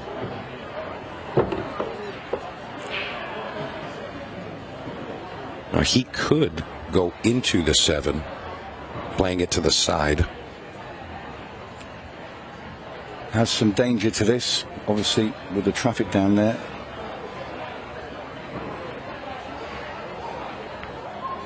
Just got to get underneath, and he ends up missing that 15. Yeah, it wasn't easy. But to be honest, it doesn't look like he's left Justin too much to work with here. For me, I think he plays sin off the 7 ball on the left-hand side and brings the cue ball back behind the 8. 8 and 6 will block a clear shot for Ray. Good call, Tony. Looks like he's going to do just that. Unless he wants to be brave and take on the bank. And nothing would surprise me from Justin Bergman. Well, there you go. Nails it. So a missed opportunity there from Ray McNamara. Not landing great again, Justin. Still a little bit of work to be done. However, you do feel he'll make this 3 ball. What do you think the percentages are, Tony? The balls are all open, nothing tied up. Players at this level, they got to be 95% to run out. I think higher. Probably. You know, a Bergman, a Van Boening, Skylar, you know, these players, it'd have to be a minor miracle. Something happens, say that the light falls off the ceiling and crashes on the table and stop. But no, there is the odd occasion that something weird might happen, but yeah, they're 98s. Bergman showing us that smooth finish in his stroke. Really great to see what Ultimate Pool has brought to the Northeast U.S. Players are really happy, and they know that this is the real deal. Yeah, and it's great for us to be over here as well. Everybody's been so receptive, and we love coming over. People are great. You know, we love them, and you know, and they enjoy playing in our tournaments. Bergman going to tie this one up 2-2. And just going back to that, the players, you know, they really support the events well. You know, it's a two-way party. Absolutely, and I got to say, you know, this is interesting. Bergman ties it up here at 2 games, but this is Ray Mac's break. Ray McNamara to break here, so he still has the advantage in the match. So he's definitely got to. He might be a little frustrated he didn't get too clear there. Yeah. You know, it just fell out when he kicked that 12 ball up the top of the table, and then he just left himself quite a thin cut into the side pocket with a 15. They're just kind of envisioning what his shot's going to feel like on this next swing. Very concentrated, isn't he? For sure. He's an all-business player. Steely-eyed. Couldn't agree more. Ray breaking head ball.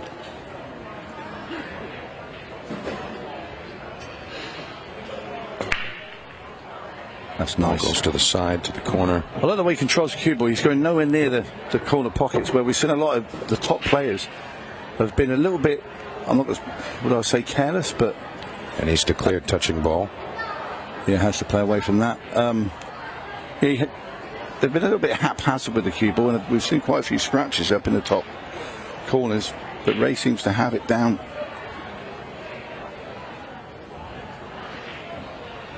Looks like he's in a tricky spot. And you see Ray wisely using his extension. Gives him an extra 15 seconds. That soon runs out, though. Looks like he's going to go with the orange 5 in the side.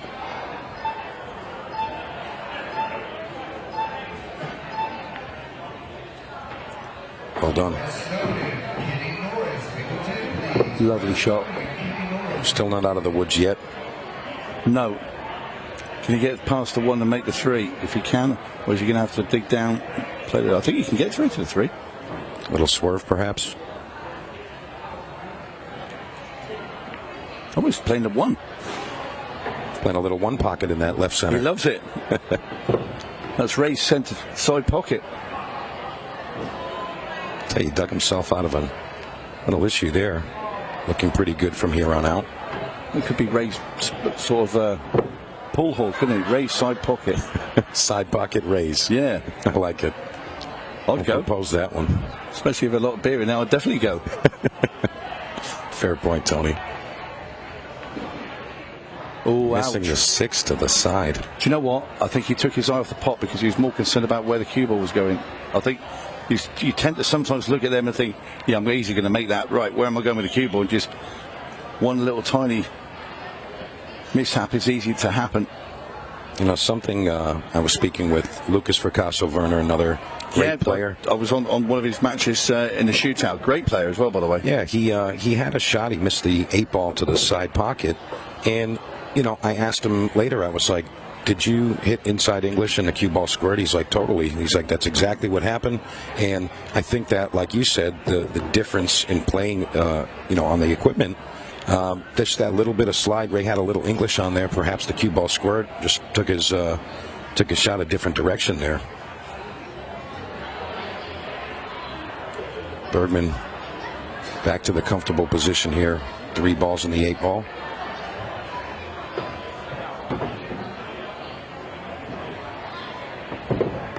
Yeah, Lucas, big, fabulous player. It was on his first shootout match when he played Tina Larson. Yeah, he's definitely a player that's plays fast as well. Hey, plays fast. He's putting in the work. That's for sure. Yeah, it was easy on the eye to watch shooting pool. As he's Justin Bergman, great control, has the pace of the table. And this will be Justin's first lead of the match.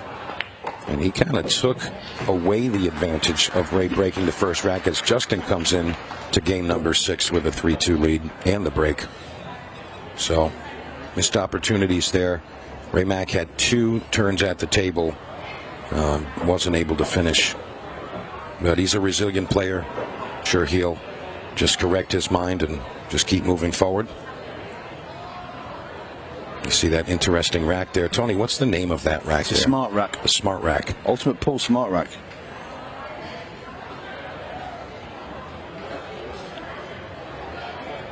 Get those on the Ultimate Pool shop, of course. Yeah, just ultimatepool.com. That's it. All yeah. right. I think it's shop.com. Or, yeah. But has loads of other accessories if anybody's interested. Justin switching the break now. He's going to the head ball. And he's got success. A couple of tie-ups, though. He doesn't look like he's overly happy with them, does he? Got to agree with that one. He says, well, Ray Mack's breaks look great. Let me try that. Yeah. Switches to the head ball, makes a ball, but then gets that presented to him.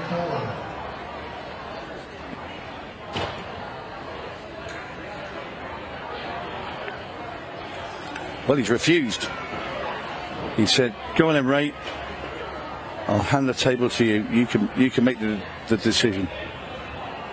This is always that tricky, kind of the run-of-the-mill 8-ball scenario where can you run out, or are you going to run out, leave the last ball or two, and then give the advantage back to your opponent? So, do you know what? I'd go solids and cut that one ball across.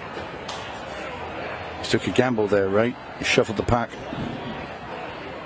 Still a little tricky. Perhaps solids are available. He's going to have to move that 6 out if he wants that. Stripes, I think, might be the better call. Look a little bit easier because he just runs this in and pushes that 7 away. Plays a combo next. Yeah, it looks like he's got a little bit of work in the next 2 or 3 shots just to open them up. Yeah, it's that 15 now that looks the worst. Going to free it now. Really nice control. Just looking at what pace he wants to play this, because he wants to put a little bit behind it, but he doesn't want to put the 15 into the 8 and put the 8 in. I think he'd like to leave himself on the 9 ball. And he's ended up perfect on this 15. Now then, the problem, Mike, is getting from, if he puts the 15 in the side pocket, it's getting from 9 up to the top for the other 2. Yeah, there's not much angle to work with. No, he's got to be really precise here if he's trying to leave that angle. This is easy to come back too far. If he doesn't come back far enough, he's going to have to go into the 2 solids that are there as well. Right, that is such good control. He hit that spot on. Great shot.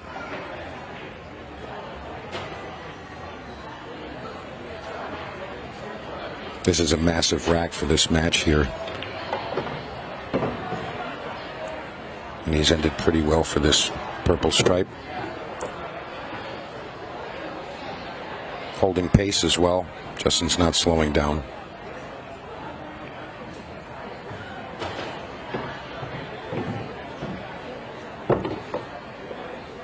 Now you think Justin comes underneath the 8 ball for the side here?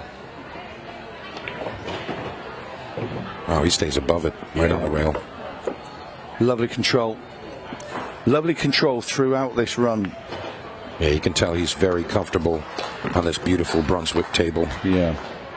I'm going to say I've heard a lot of positive feedback about these tables. It's the first time that most of the players from this area have seen them, let alone played on them. They look lovely. Yeah, they look great and they do play well. Lots of positive feedback.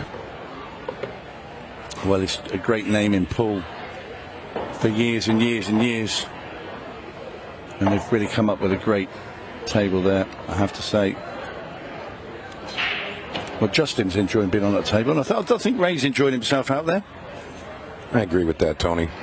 I think Ray Mack just really needs to just go out there, continue doing what he's doing, forget about those errors that he's had, and just proceed. You can see it in Ray Mack's eyes. The man's a competitor. He's not come out there just to be, an all-around. I'm just a sideshow. I've come out to give Justin Bergman a game. That's right. And that's what he wants to do. So he, still steely-eyed, thinking, right, let's get back in. And his break's been very good today, Ray McNamara. And let's see if he can continue. Rack 7. Again, the same pop break. I love it. But is he not going to get a ball, though? Then that's a shame, because his control with the cue ball off his break shot, it's been phenomenal. Better than anybody's. Let's see that again. Look at that. Just stops the cue ball dead. Very nice. You're going to have to be unlucky to scratch. It's another ball that's going to have to come around and kick that. But the only unfortunate thing there for Ray Mack is that it was dry, and Bergman, who we have seen is playing very, very well indeed, is straight back at the table.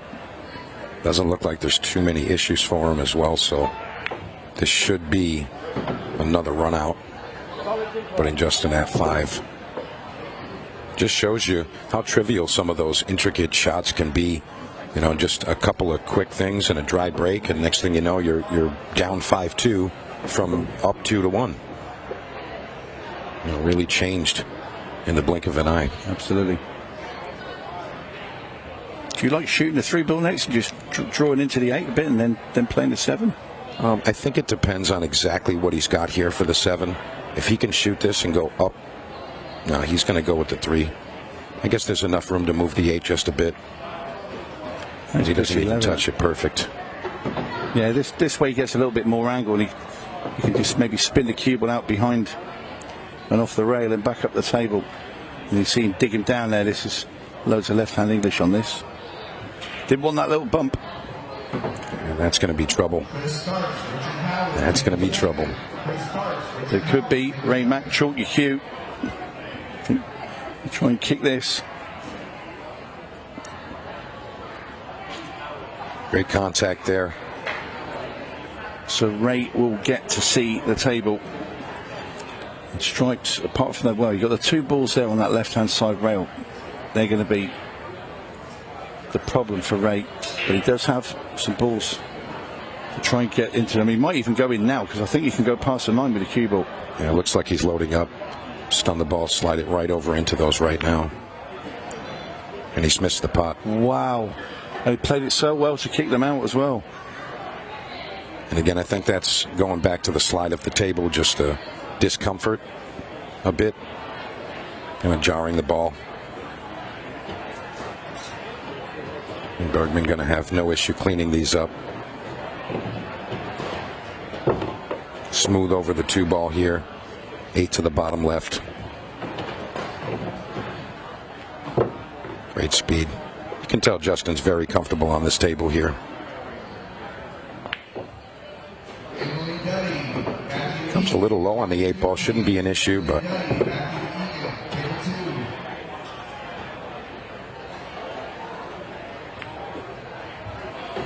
he executes. 5-2 Bergman.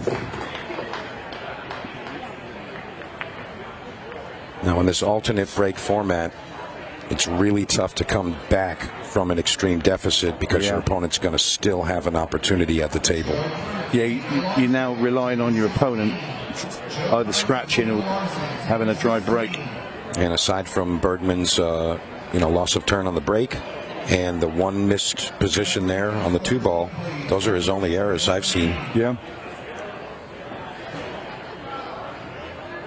So Ray McNamara got a bit of a mountain to climb here. He still has shot of the day. That's in his locker. That 8 ball he made coming off 2 rails from being hooked in the side pocket. Let's see if Justin stays with his head ball break that he switched to. And he has.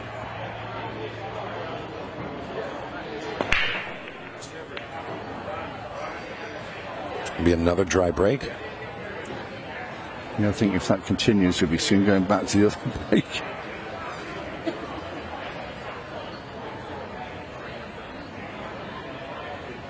You see, he's trying to duplicate what Ray was doing with the cue ball there. Just not the same angle, not the same result.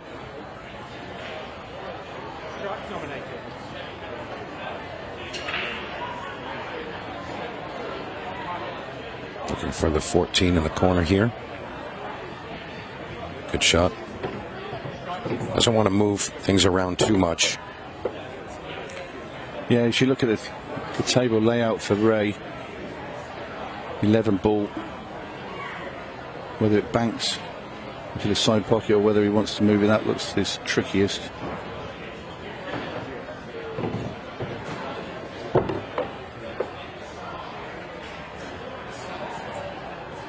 Looks like he's forced to play the 9 here or the 13.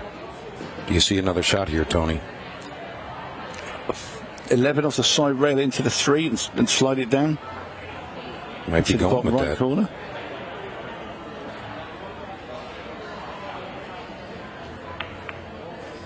I think that's what you had to go at. You said it a bit thick. Again, if you've been playing on the outside tables, you're expecting a different bounce from what you're going to get on that arena table, which I think Ray was expecting. Yeah, just a bit of misjudged reaction there, but Bergman doesn't have the simplest of layouts. I mean, the balls are available. 1 ball's a little tricky. 5 ball does not pass there. Maybe he's going to play it off the rail. Maybe it does pass. Oh, in a small window there.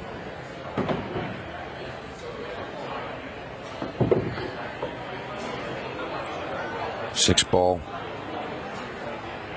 Maybe it goes behind the 8 ball to the side. Yeah, he's got a couple of problems here, Justin.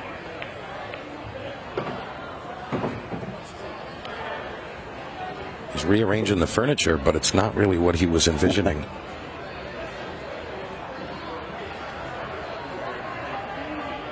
All right, big shot coming here.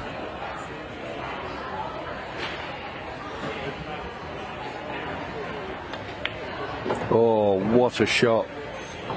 And he's been a bit unlucky there. You'd expect a bit better result, but he's stuck behind the 6 and just look where he's nudged the 8. He's glued that to the 2 ball as well.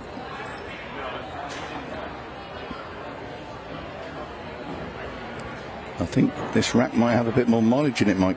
He's looking like he's trying to kick this on the side. He is. Wow. We get that cue out of the way quickly as well when you play this, because the danger is coming back and hitting your tip.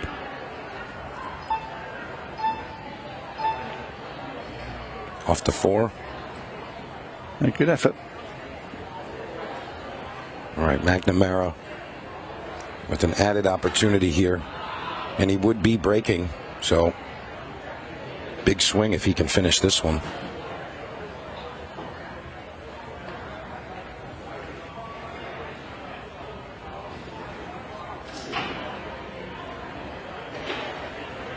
You see him kind of scrambling to make a decision here.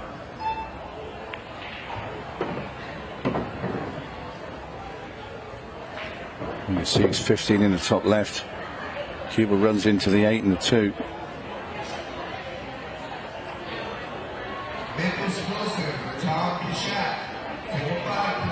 Doesn't really need to get fancy here, just play it proper speed.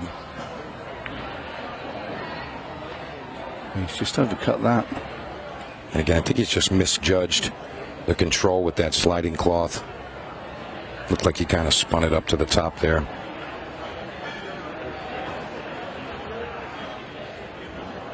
See, look at it, cutting his back in the side pocket. What an opener this will be here. Great shot. Where's the cue ball? Ooh. I'm gonna say this is the toughest rack I've seen these guys play so far. Yeah.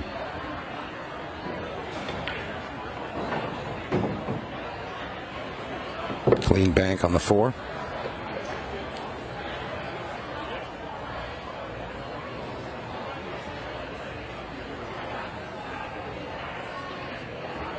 I think he's got to bank the 6 back into the side. This will be a pretty shot here. Fabulous shot there.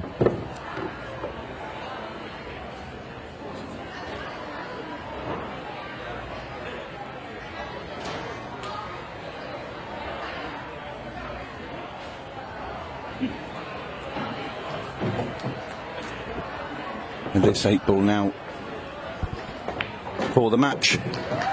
And Justin Bergman does beat Ray McNamara by 6 racks to 2. And that will be all from us for the daytime session.